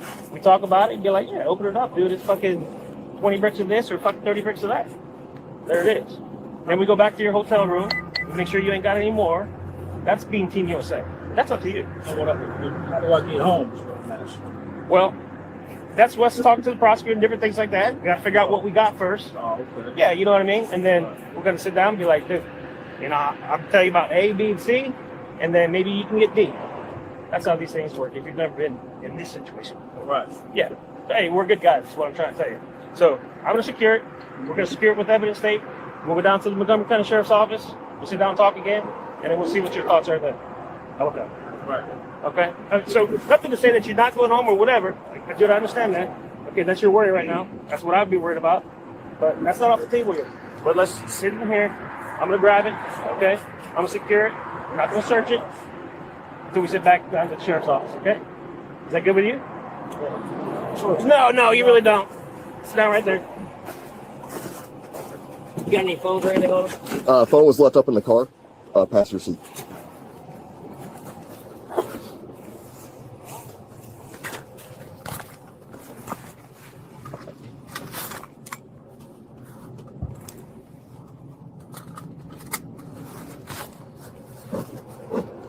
All right, Mr. I'm going to make sure you're at least warm, okay? Right. And we're not going to do anything crazy here. But I got the heat on back here for you, okay? So you'll stay warm. Right. All right? Right. So I want to make sure it's okay with you guys. This is the way we're going to go with it? Yeah. We're going to remove. You got it in the car, right? Yeah, they dispatched me to the hotel to take him out, yeah. Oh, this is a taxi? Yeah, this is a lift. Lift, okay. Yeah. So I went to the motel to pick him up. Well, anything he say while you guys were driving? No, he never said anything. He got his luggage in it. Yeah, got the luggage, put it in. Yeah. While you were riding down here, was he turning around, looking? Oh, yeah. A lot. So a lot. He was looking behind him? Oh, Lord. Did he say anything? No. When you got pulled over? Only I asked him, is he from here? He said, no, he's from Detroit. Detroit? Yeah, he said I should drop him at Home Depot and somebody's coming to pick him up. That's all I should drop him. Okay. All right. So are you good with us getting into your car and removing his bag? Oh, yeah, no problem. No problem. What she's calling this one? TJ, that was the one that taken in there, so. I mean, he has no expectation of bias in the back. It's not his car. The Uber's leaving. He's the team for drug investigation. So hey, as long as you guys do it, I'll do it. Why don't you go ahead and pop it open? I mean, there's a motor vehicle exception anyway if he gives consent. But I mean, yeah, we just don't want to. Yeah.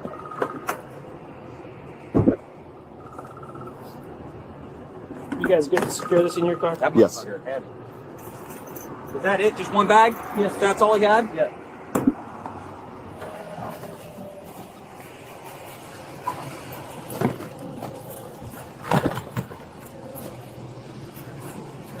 Meet you up at headquarters? Yep. All right.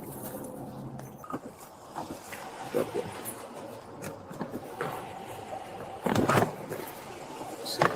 This is what. That's his wallet chapstick.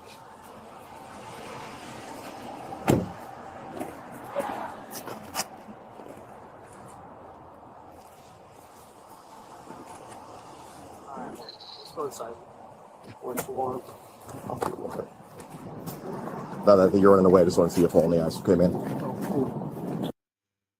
Yeah, so as y'all can see, man, clearly they've been following this guy for quite some time, man. He got the small suitcase right here, 10 kilos of cocaine. You know, they've been investigating this guy for quite some time. He's not a newbie to this. It's not his first go around.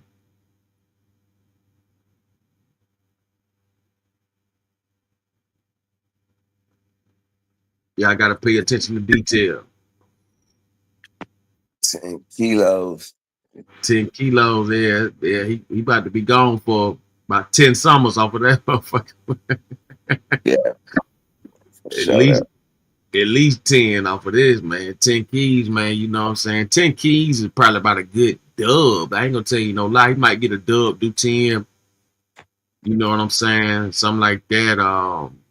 I wouldn't be surprised they give him a, you know what I'm saying, the elbow. Go ahead and give him that 25, man. And, you know, you probably have to do 15 and 10 on probation or something, or vice versa. But he about to be gone for a long time with 10 kilos, man. That's a lot of cocaine.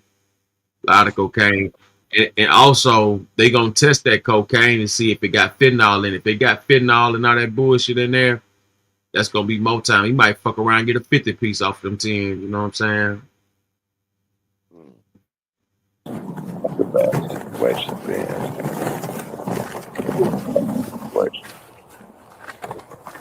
Bad situation, man. Man. Oh.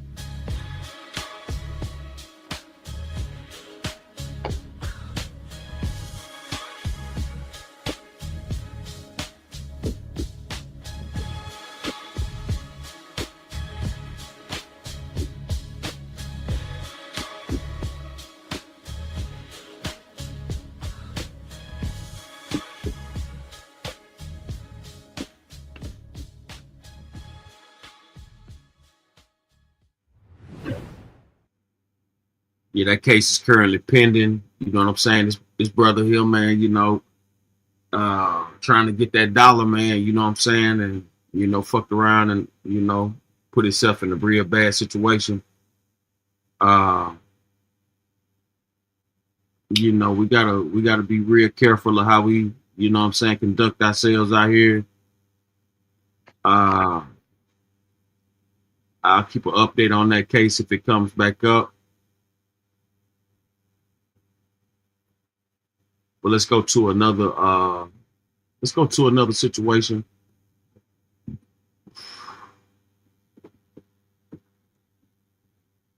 Got a lot of cops who got indicted the past 2 weeks. Got a lot of cops indicted the past few weeks.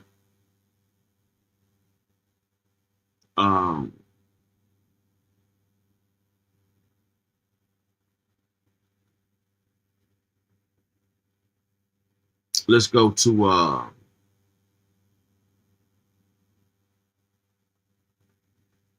it's kind of a long one.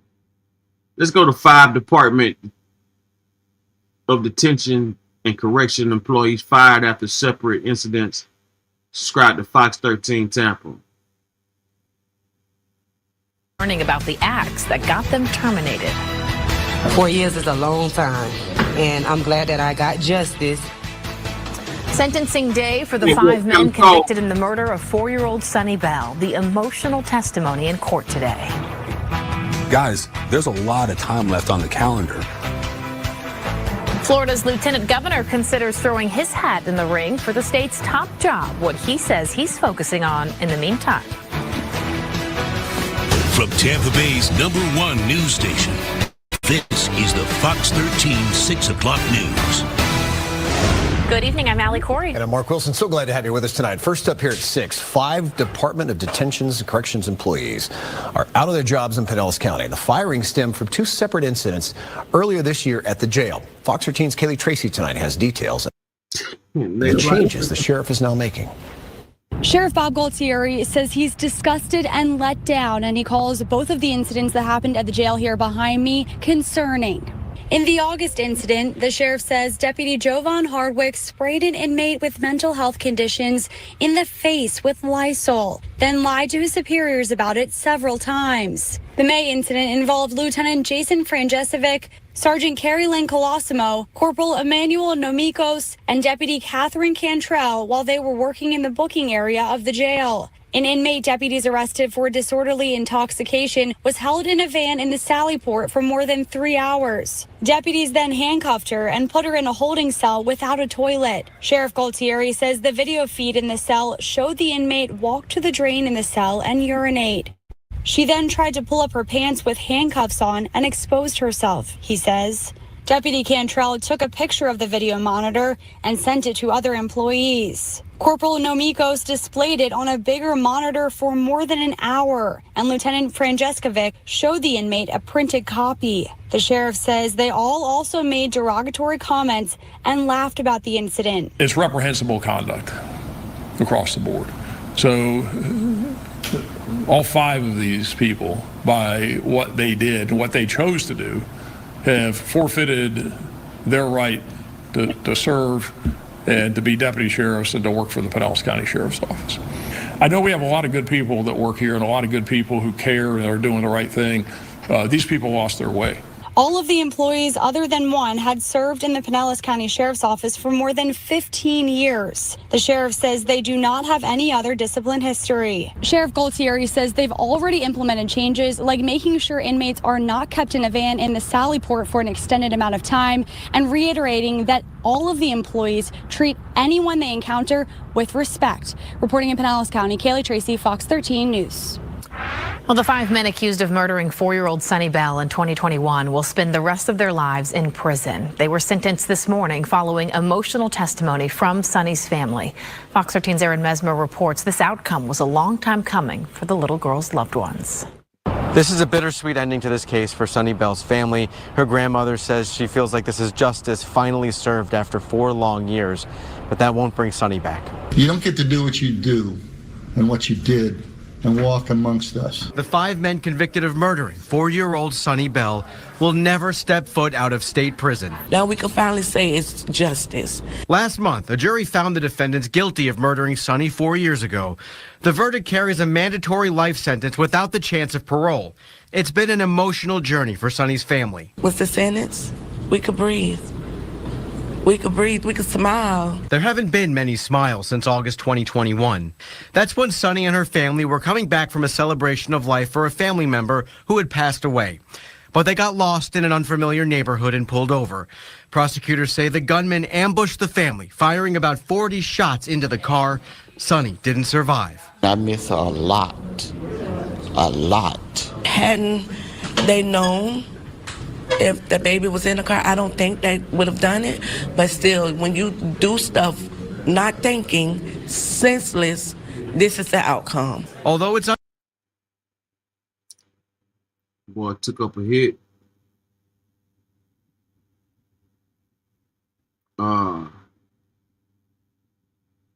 Let's go to see if we can find this. Okay, so this is gone.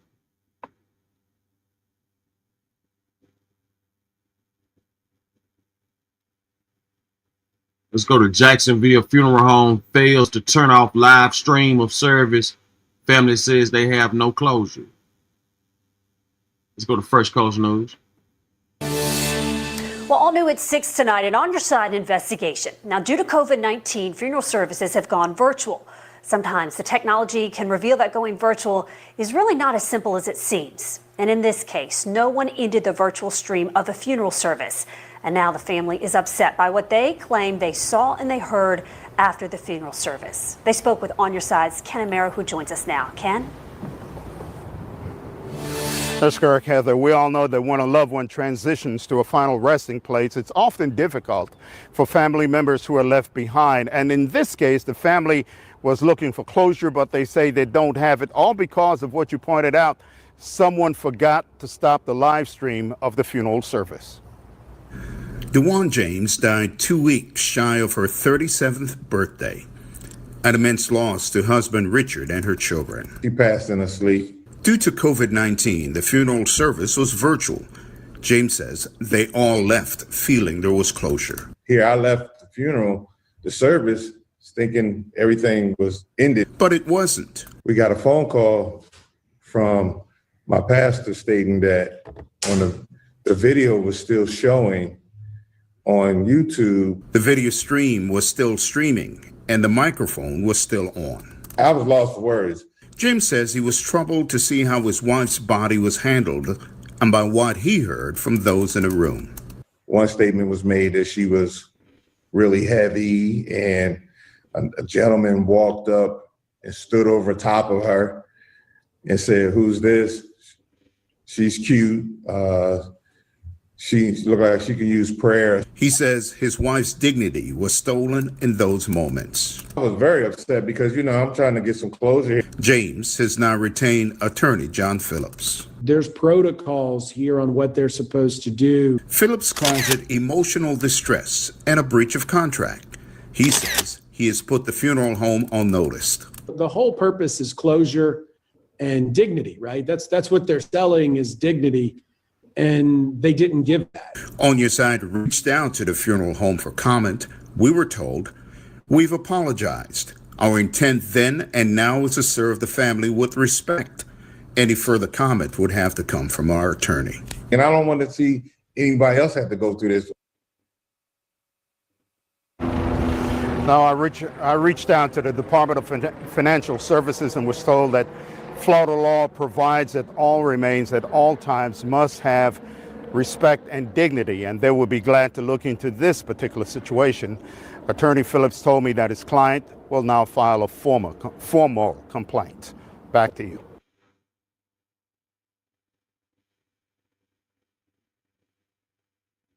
All right, let's go to Law and Crime Network. She reported. It's December 27th, 2022. Let's go to Law and Crime Network. She reported her roommate missing. Then police learned about the chainsaw.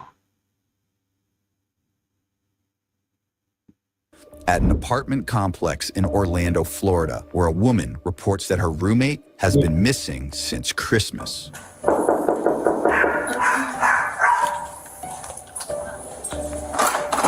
Hello. Hello, baby. Hello. Hi, baby.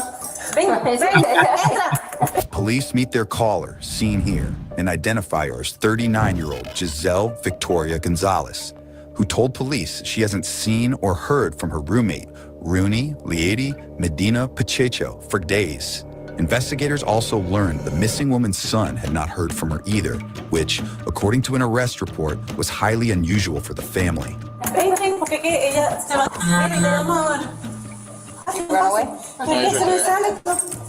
Ven, ven. Ven, ven acá, ven acá. Due to the circumstances, Giselle successfully filed Rooney as a missing person. But 1 week later, investigators questioned Giselle again. An arrest affidavit shows Giselle told investigators she last spoke to Rooney on Christmas Eve and had heard her talking on the phone on Christmas morning before leaving her room around 1 p.m. when she says she noticed her roommate was gone. Giselle also said the pair, both from the Dominican Republic, had gotten into a heated argument a week prior to Rooney's disappearance. The fight was allegedly over $3,000 of Rooney's money, but suddenly went missing while the roommates were preparing to send packages to the Dominican Republic. One of Rooney's co-workers would later tell detectives that Rooney believed Giselle had taken the money and threatened to call police. As the investigation continued, detectives noted that Rooney's employer and her family had still not heard from her, and her passport had not been used.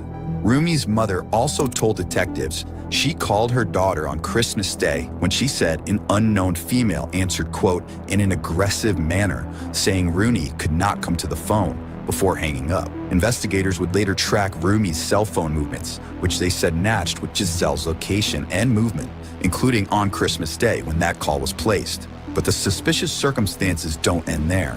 A day before Rooney was reported missing, investigators discovered Giselle had allegedly stopped at a Lowe's where they said surveillance footage shows her purchasing a chainsaw before heading over to a Walmart where she allegedly bought trash bags, rubber gloves, and Dawn dish soap. By the way, what do the body cams on Law and Crime prove? Maybe that the world is unpredictable, and sometimes when those scary and unpredictable situations arise, having a great lawyer matters, right? Well, that is where our partner and sponsor, Morgan & Morgan, comes in. No, it's not just a place that makes really good hats. This one actually fits me well. No, it's a firm with over 1,000 attorneys. And you know why they have so many? Because they win a lot. Past few months, Morgan & Morgan secured a $29 million verdict for a bicyclist in Philadelphia, a $2.7 million. Detectives decide they have plenty more to talk to Giselle about. Have you heard anything? No. I think you're coming with good news. No, I was hoping so too. So, what time do you get home from work today? Huh? What time do you get done today? ¿A qué hora sale el trabajo hoy? Ya casi. ¿Ya? ¿Cómo que hora? Ya voy a salir casi ya. Ya a las 5, 10 minutos. Oh, okay. She's like 10 minutes. We'll wait for your son. Okay. Yeah, is that okay? Okay. All right. Cool. This is my partner, Alvin. Giselle. So we got some new stuff. So I was wondering, would you come back to the station? Tenemos información nueva. En el caso, o sea, quieren saber si te puede venir para atrás, para la estación. ¿Con nosotros? Sí, habla con nosotros. ¿A qué hora? What time? No. Ahora sí puede. No. Si tiene tiempo ahora. Giselle agrees to talk to detectives, who escort her to the police station. Is that okay? All right. So we just want to go over some new things that have come out, and we're trying to figure this out. We're trying to find her still, you know. Maybe you can help us out with some of the stuff that we found. So, okay. So we looked at Rooney's phone locations, right? Chequeamos todas las locaciones del teléfono de ella. And if I had it looks almost like, well, let me put it this way. On the 26th, the phone shows at a place, okay, at about 6 o'clock in the morning, all right? And it's a store, and so we went to that store and we have some video from there. What do you think we saw in that video? ¿Entendiste lo que él dijo? Que fueron al store, a una tienda. Que yo fui, o que ella fue. She said, I don't know, that she was there, or that Rooney was there, or they were there. Well, I mean... Actually, I said, what do you think the video is going to show? And that's what she just said. She said, I don't know, I was there, or Rooney was there, or we were both there. Is it both? Were you with Rooney there? I don't know. Dígame usted. ¿Estaba con Rooney ese día o no? No. No. ¿No estaba con ella? No. But would it show you there? ¿Ah? ¿Tú crees que el video va a enseñar que tú estabas ahí? Posiblemente. Sí, yo fui a una tienda en la mañana. Okay, she said she did go to a store in the morning. ¿A qué hora fuiste? ¿En esos días? El 26, específicamente el 26.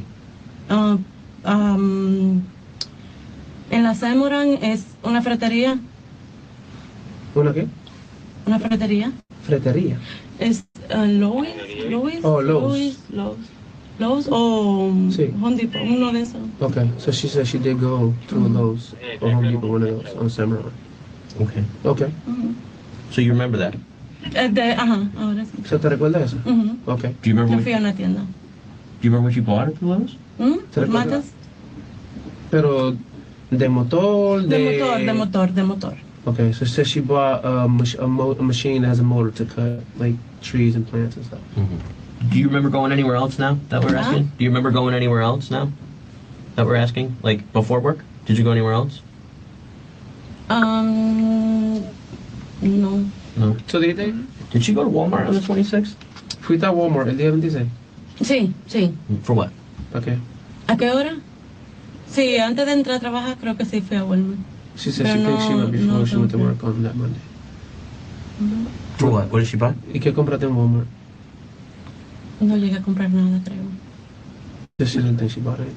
She didn't buy. So why did you go? What did you go for? ¿Qué iba a comprar? Okay. She said she went to Walmart trying to get the same thing she bought at Lowe's, the machine she ¿Cuál bought es at más Lowe's. barato? But she bought it at Lowe's. Why would she go to Walmart to try and buy the thing that she just bought at Lowe's? Well, she doesn't remember if she went to Walmart first or Lowe's first. Okay. So she's saying she didn't buy. Did you buy? She said she didn't buy anything at Walmart. Okay. I think yo no compré nada, creo. Giselle eventually admits to buying the chainsaw and shopping at Walmart the day before she reported Rumi missing, when the detective reveals he knows more than he's letting on.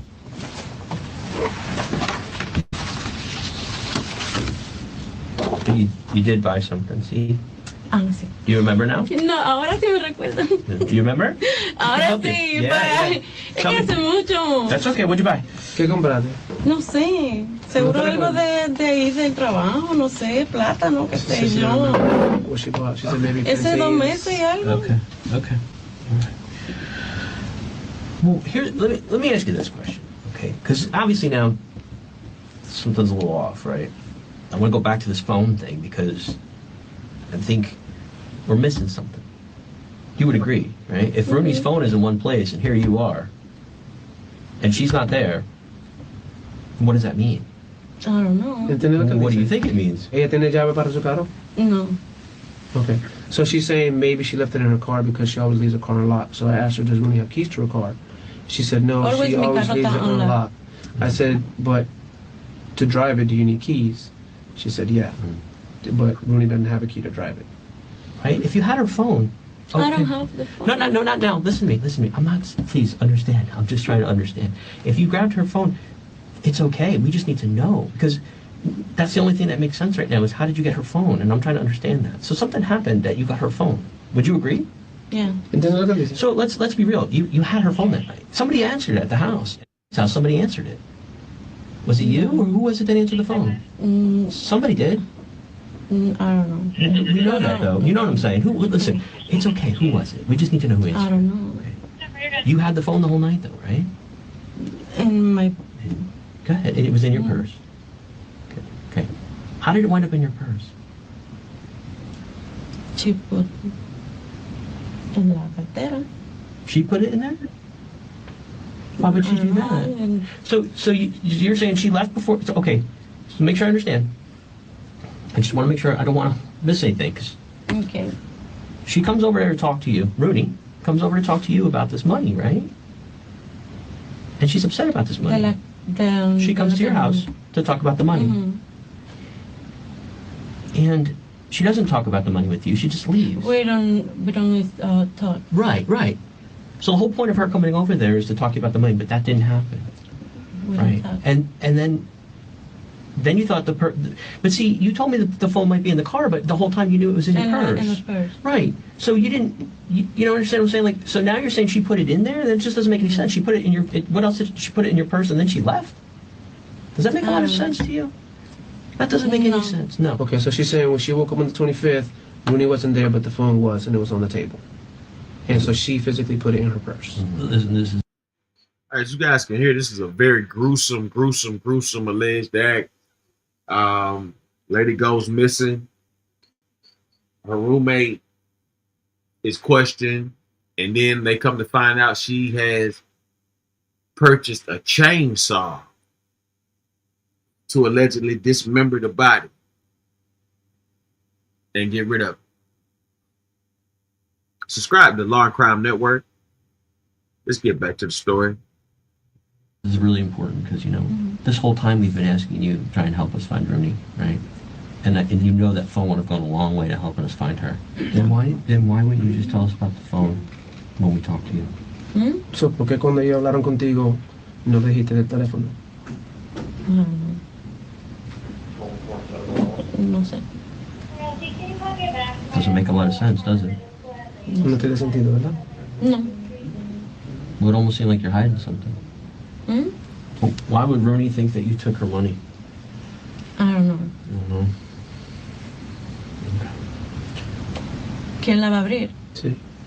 She said she doesn't believe that there was any money. She said if we listen to the conversation she had with her on Saturday, they weren't arguing, they were talking calmly to each other. Rooney was telling her that she was depressed, hadn't eaten in 2 days. And she said that the box was already sealed and the company sealed it when they got there too. So she's like, there's... Moments later, another investigator steps in to chat with Giselle before her story starts to unravel. So what happened with that money? Did you spend it on electric bill? Is there any way to recover any of that money? And if not, it's okay, but I just need to know so we know you're telling the truth about it. Does that make sense? Entendí la mayor parte. ¿Entiendes? So talk Porque to eso me. es insignificante. Vuelta o lo que Sí. pasó. ¿Ah? Pretendía pagar de vuelta. Pretendía pagar de vuelta. She did pretend to pay it back. Okay. All right. So talk to me. What happened? Tell me about the day, so that way I could clear it up for you, and then we could go forward from here. Tenía que pagar renta. I had to pay rent. And that's understandable. I get it. It's a Ella lot. entiende completamente. Didn't they just raise the rates in Orlando? Like it's crazy right now. What happened to your hands? Me quemé She burned it. When? ¿Cuándo? en el trabajo. At ¿Cuándo? work? So I want to take a step back about the phone and find out what she did to the phone. So she admitted to taking the phone. Yeah. So there was no reason for her to take the phone, but yet she took the phone. Yeah. What did she do with it? Or I put it back in the house. There was no reason to take it, but you took it, but there was no reason to leave it and you left it. Right? Why would you take it in the first place if you're going to leave it right behind afterward? Yeah. If you're expecting her to call. Yeah. It doesn't make any sense. It doesn't. No tiene sentido. He said, si tú lo llevaste cuando no tenía que llevar, ¿por qué lo va a dejar cuando no tiene que dejar? Porque si por acaso ella te va a llamar todavía, ahora más tiempo todavía ha pasado, entonces es más importante tener ese celular si por acaso ella llama. Entonces, ahora es la hora de explicar a mí si tú lo botaste. Sí lo boté. ¿Lo botaste? Sí. Okay, she threw it out. Porque después ya comenzaron a... Su hija me estaba amenazando. Her daughter was threatening her, so she threw it out. Yeah. I would be worried. Eso tiene sentido. Por eso te estoy preguntando. El grandote de condominio. She threw it in the dumpster. I'm going to ask you this, okay? Because I don't want you to dig a hole with us because we're not the detectives, okay? Is there any way, any chance you still have the phone at all? ¿Alguna chance que por acaso tú tienes celular o sabes dónde podemos encontrar el Te lo celular? juro que no lo tengo. Because if you're Lo nervous, boté. hold on. She threw it out. She's like, All I don't right. have it. I just want to make sure because you're like, Ella oh solamente quiere crap, tener I have the certeza. phone and now I can't say it because I told the detective I didn't have the phone. I just want to make sure because I don't want the detective to find the phone Lo boté, anywhere lo boté. near your house, your person, anything of that nature. ¿Qué basura? ¿Cuál fue del condominio? Lo mandé en una caja ¿Tú le enviaste a una caja? ¿Para qué? ¿Para dónde? para Santo Domingo. She sent it in a box to Santo Domingo. She didn't even throw it out. She told her sister that it was for a person and not to use it. Giselle's story about Rooney's phone changes multiple times before she admits to sending it to the Dominican Republic after also admitting to taking the money, another major difference in her initial claims. Atacó.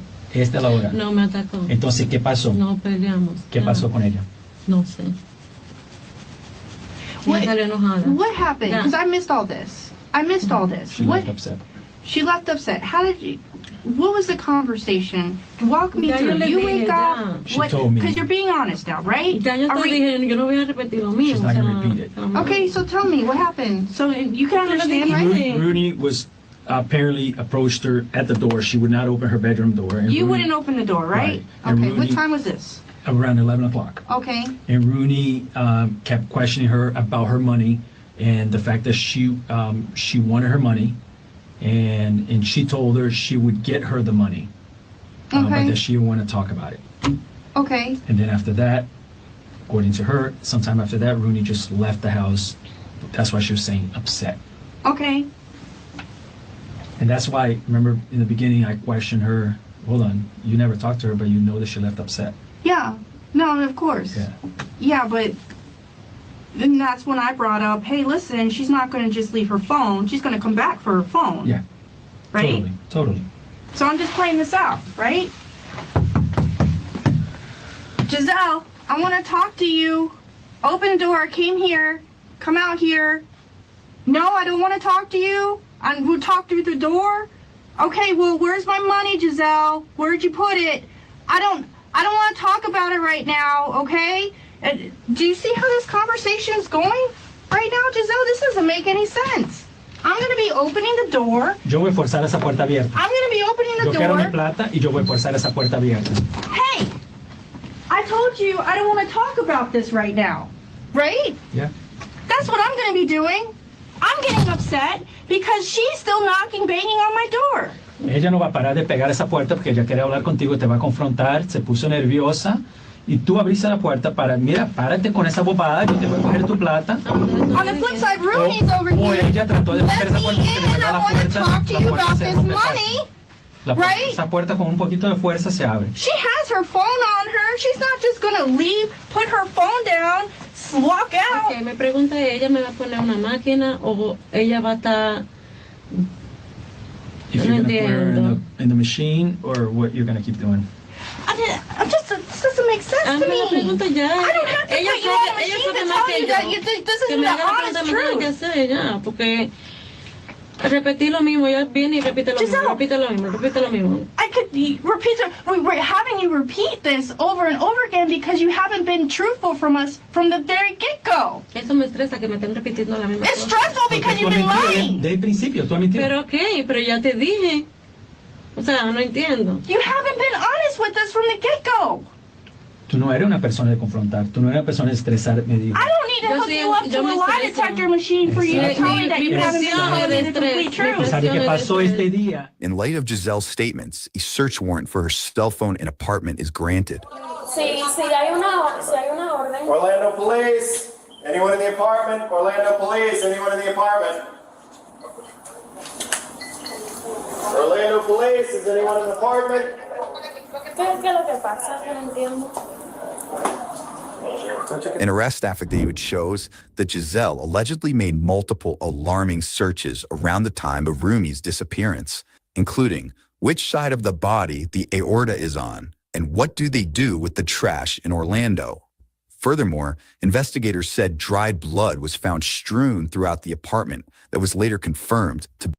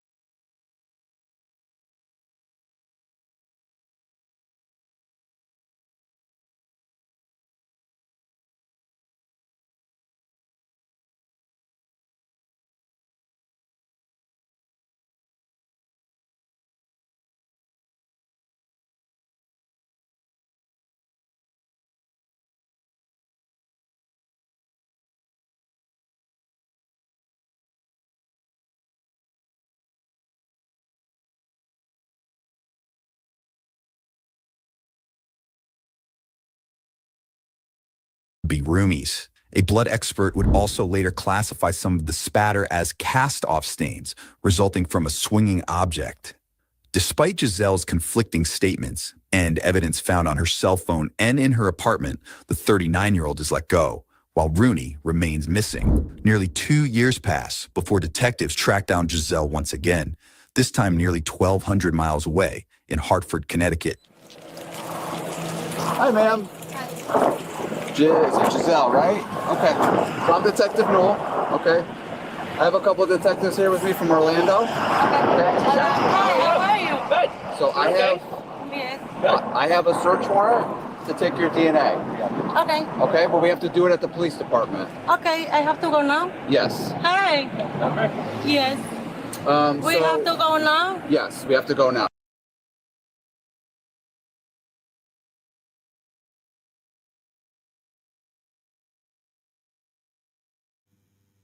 Now, as you see the key points of this story, she was looking for a order of where does the trash go in Orlando? How what part of the body is the orator? And now, as you see, this lady here is smiling gracefully, and that's the whole thing about them Spanish people. Well, women are good at hiding things, no doubt, but like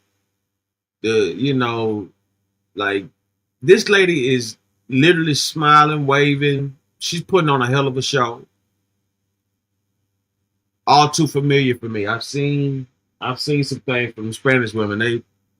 They play these hell of a characters, man, when they've done some gruesome, foul, low down, treacherous shit. Oh, yes. In the car or I go with you or? You can drive us, but you got to follow us and stay with us, okay? So what I'm going to do is I'm going to pull in front of you. Detective Thomas is going to stay behind you, and we'll all go together, okay? But just do me a favor, make sure you follow us, okay? I follow Okay, you. all right. And when we get to the police department, we're going to explain everything to you, okay? All right, do you want to? Giselle is escorted to a police station, where this time, detectives have even more to talk to her about. You told a couple people you had a fight, right? We talked to some neighbors upstairs. We got a lot of stuff to indicate there was a fight there. You guys had a fight. That's okay. You can have a fight with somebody. Yeah, everybody fight. Sure. So who hit? So like, who put hands on who first? Did she get at you first? Did she come at you? Yes. Okay. What did she do to you? She hit you? Galleta, una galleta. Okay, so inicialmente tú estabas en el cuarto cuando ella llegó, ¿correcto? Sí, pero so I was asking her, at what point did she come out of the room? Because initially she told us you were talking to her through the door, and then at what point did you come out? Because she said that she smacked us. So at what point did you come out? That's fine. And then, well, just tell us what happened. Just tell us she hit her. Where did she hit her? And just tell us what happened. Walk us through. She hit her. We'll get to when she came out of the room 5 minutes later, but she hit her. ¿Te dio y qué pasó? No recuerdo ya. Yo trato como de bloquear como todas esas cosas, o sea. So she's like, I'm not an aggressive person unless you push me. Sure. And I was like, yeah, that's why we're asking you. Eso es normal. Right? So si ella vino allá a tu casa enfogonada por el dinero. Ya, no sé más. Okay, so she's saying, yeah, they fought, and then after the fight, she left, and she left her phone in the apartment. Okay, so she's saying that they were punching each other, hitting each other. I asked her, did anybody pick up anything? She said that Rooney hit her with a purse. She was swinging her purse, and it was very heavy. I said, well, did you pick up anything? She said, no, I didn't pick up anything. Now, Giselle admits the pair did come to blows, a direct contrast of her 2022 claim. So actually, I was like, what stopped the fight? She's like, she didn't remember. She was like, we just stopped. I was like, well, what happened? Did she go to her room? Where did she go after the fight finished? Did she leave right away? She said no. She was like, I went to my room, and then I said, well, where did she stay at? She was like, she stayed in the living room. She's like, I think she went to her room and maybe the bathroom, and then she left, and she left the phone in the house. Right. So she left, and the phone's there. All right. Okay. Tell me about the cameras that you had in your apartment at the time that happened. Where did they go after that? You had cameras in the apartment. Yeah, and they weren't just in your bedroom. They were in the living room. In my bedroom. And you had one in the living room. No, I sent to my sister. So you have those cameras there, right? And you sent them to the DR? Sí, my sister. Not my sister, to my mom. In the box. Same box with the chainsaw? There? Same box with the chainsaw? La misma caja con el cortador que compraste. No, porque el otro era para allá, para la casa, para la otra casa. ¿Qué otra casa? donde mi abuela vivía. De tu tío. Ujú. And she said, no, that was in a different box. So that was going To your her grandma's uncle's house? Yeah, to the grandma's house. Okay. So she's trying to say that the cameras weren't working. And I'm asking, I said, Yeah. I said, the cameras are working very well. I said, because it recorded before and it recorded after. I said, it even recorded the day you shipped the cameras out. Yeah. I said, you were on the couch on the 27th. Yeah. I said, so, A, why wouldn't you have told us about the cameras and you just shipped them out? I said, and why is the day of the fight the only day missing on the cameras? And she's like, oh, she kind of say that the cameras weren't working right. I was like, no, they're working very good. It has a lot of recording on it. I'll show her. I said, but I'll it doesn't show her. have that day. She's like, well, it has a memory card, right? I was like, yeah, it does. I said, and it recorded before and after. Right. So she's like, oh, well, I don't remember. Investigators said they tracked down the missing cameras and reviewed the SD cards, revealing a day of footage missing, conveniently covering the time period of the alleged fight. De cuando empezamos la investigación hasta ahora. Truth doesn't change. La verdad no cambia. But when you tell things that aren't true, you have to remember what you said. Pero cuando empiezo a hablar mentira, Let me tienes que ask you this recordarte de la mentira. Sure, you didn't tell us about the phone. What you told us when we sat and talked to you and you raised your hand and swore to tell the truth wasn't true. Okay? However, you also told one of the chefs from Made in Puerto Rico, in a text message, to call her phone. And that's a couple days after. So you knew you had her phone then. You knew you had her phone. See, the thing is, you knew you had her phone that night on Christmas Day because you answered it, remember? We already discussed this, didn't we? At 9 o'clock at night, when her mom called, you answered her phone. You remember telling us that. Have you ever heard that blood doesn't go away? Like, no matter how much you clean it or what you, to the naked eye, it's going to, looks like it disappears, like, but it doesn't disappear. She's like, yeah, well, to the naked eye, yeah, it looks like it'll disappear. ¿Quién te ayudó a limpiar? Nadie. ¿Tú limpiaste toda esa sangre sola? Sí. So I asked her who helped to clean. She said, nobody. I said, so you cleaned out the blood by yourself? She said, yeah. So I said, oh, this is blood. I said, this was against the wall. I said, so you had to physically move that to clean that. She's like, oh, yeah, we were fighting everywhere. I was like, yeah, but I said, this is only what was left after cleaning. I said, so do you don't think that's a lot of blood for somebody? That's a serious injury? She was like, yeah, serious cut. Cut. Giselle, you don't forget a fight like this. So that's what I was telling her. I was like, I said, all this blood is not something you forget about. No. I said, you said you weren't bleeding a lot. You said she wasn't bleeding a lot. I said, but all this blood, you're going to remember where that blood came from.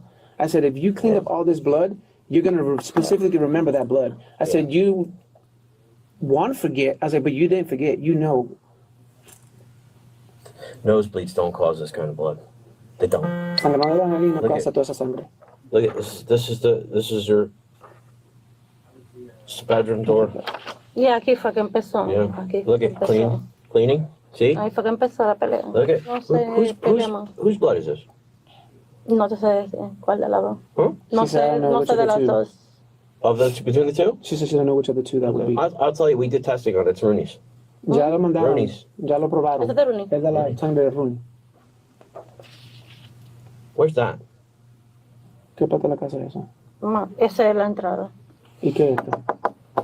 Arriba. No doubt about it, big man. She definitely should have been asked for a lawyer. But see, not only she should have got the hell out the country, but you never know. She could have been wanted in her own country for doing the same type of shit. You know what I'm saying? A lot of these people that flee to America, man, they be done did some heinous shit over there where they at. So you just never know. But she should have got the hell out the country though. She shouldn't have. She went from Florida to damn Massachusetts. Like, what kind of pipeline? Like, that's a pipeline. Like, anytime you go from south to north like that, that means you had to go to somebody you know, or you got some type of insight of better living or something like that. Like, it's not just a coincidence. But we're gonna get to it. We're gonna stay on topic. It's almost over with this one, but this is a real deep conversation right here. She definitely should have got a lawyer, but she should have, most importantly, she should have got the hell out the way. El techo.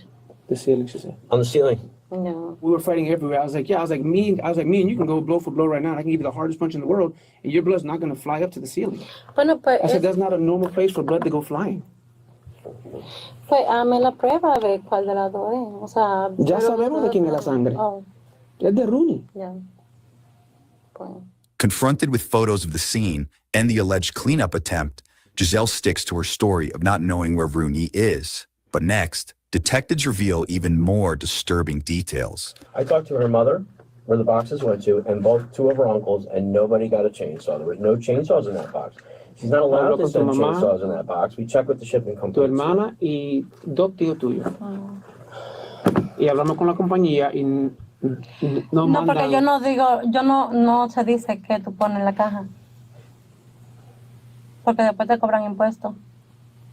What's she say? Because I told her, I said, the shipping company, they don't allow you shipping. She said, oh, you don't tell them what's in it because then they're charging. No, see, but they open them all in customs down there. And lo abren allá cuando llega. We checked on that. Sí, después te cobran. Abren la caja. Pero el generador tiene que estar allá. No, so we checked on that. Remember? We talked to the lady. You were with me. Lady said they open all the boxes when they get to the DR for customs. Pero sí, el generador. So she's trying to say that at customs they steal stuff, is what she's trying to say. And that's why it never got to her mom's house. Te voy a decir algo. This sounds like someone nervous doesn't lie. Why did you search what happens to the trash? ¿Por qué buscaste qué pasa con la basura? Ay, no sé. Because I don't know. You don't know? Does that make any sense to you? Like, what was your fascination with what happens to the trash in the United States of America and the trash in Orlando? Like, all of a sudden, out of nowhere. The same day they decided to be charitable to an uncle that you never even talked to him by a chainsaw. For? Yo creo que fue en el trabajo que... No sé, quizá estábamos hablando algo. She's trying to say because maybe she No looked it up from work. Because why? She maybe looked it up because of work. What does that have to do with anything? Ahí donde yo trabajaba, no sé. This time, Giselle isn't able to talk her way out of it and is booked for second-degree murder, tampering with physical evidence, and grand theft. Court records show she pleaded not guilty to the charges and is expected back in court this winter. At last check, Rooney remains missing.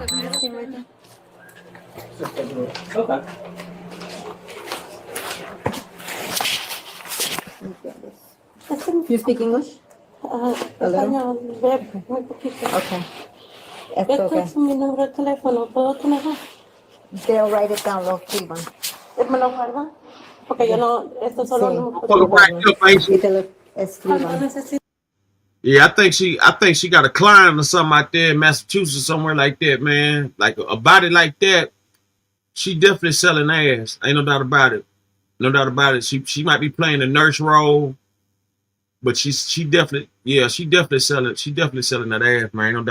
No doubt about it. You know what I'm saying? You know, but imagine that though. You know what I'm saying? You look at this motherfucker, you wouldn't think nothing about this bitch to chop you up and goddamn hide your ass all over goddamn the state of Florida, nigga. That motherfucker stacked though. You ain't never lied, boy. Damn. What? Oh, where's Contreras? I need more Spanish fluent speaking here. Hey man, shout out to everybody tuning in. My baby Kitty Frappuccino, the best moderator in the business. You understand what I'm saying? Y'all make sure y'all go subscribe to that Kitty Frappuccino show. You know what I'm saying? Y'all make sure my sis, big sis Caramel for the win. Make sure y'all go, you know what I'm saying, subscribe to her channel. You know what I'm saying? She about to be getting her shit cracking soon. You understand what I'm saying? Shout out to everybody that came through Calico. You understand what I'm saying? Network. You dig? Shout out to Show Your Love, stepped up, man, popped up in here, man. You know, he seen them booties on the screen, Jack. I know why you here, boy. You know who bring it to you, man. You know what I'm saying? The greatest show on earth. You know, I went on so late, man. We had some discrepancies at the Fillmore Slim birthday event. So I'll be trying to bring y'all some deeper footage later on. Try to get them on the show. And you know what I'm saying? Shout out to everybody that stepped up for that, man. C-Mac, miss you in action, brother. Queen Real, saying catch you later. You dig what I'm saying? Gangsta Brown, salute. Shout out to everybody, man, stepped up tonight, man, that I talked to and that stepped up and came through for the show. For those who didn't, man, like I said, we'll do a part 2 to the Fillmore Slim situation. There's a lot going on with that, man. It's getting deep. It's getting deep. It's getting deep. The game changing. The game is changing. Man, much love and support, man. I appreciate that, though, big man. You know what I'm saying? Real talk, holding it down, man. You know, I be rocking out sometimes 3, 6, 12 hours, man. So, You know, I go on at night to let everybody get there through the day. You know what I'm saying? So, you know what I'm saying? That's how it be sometime, man. But I appreciate you rocking out with me, man. Much love and success, man. Shout out to everybody that came through. We go end this live, and then I'm gonna bring y'all back tomorrow or today. I'm gonna bring y'all back something today. You know what I'm saying? We're gonna have a part 2 to this Fillmore Slim birthday celebration and everything. Even though his birthday is on the 7th, he's performing at the Whiskey to Go Go on Sunset Boulevard in California. So some things went on up there at that event. We couldn't get the footage, but we will be getting interviews and things like that back on. So appreciate everybody that stepped up, man. Sorry for the discrepancies and everything like that. You did. For sure. Hey, for sure, big man. We go you know, so make sure we're gonna make sure you got moderator. Kitty, you see big man on any show, whatever, make sure he got a moderator. You know what I'm saying? Ranch. Make sure you know what I'm saying, you like take care of big man when he come through. I'm gonna get some more women up here, big man, for you, man. You know what I'm saying? You know, they getting their beauty rest, you know what I'm saying, everything. Some gotta work in the morning and some you know what I'm saying, just didn't pop up. But I'm gonna make sure I'm gonna line them up. You dig? Hey man, shout out to everybody that came through, man. Have a great night, man. Have a blessed morning. Much love, success, man. Blessings. Hey, one more thing, y'all. Take your time. Rome was not built in one day. You heard? Salute, man.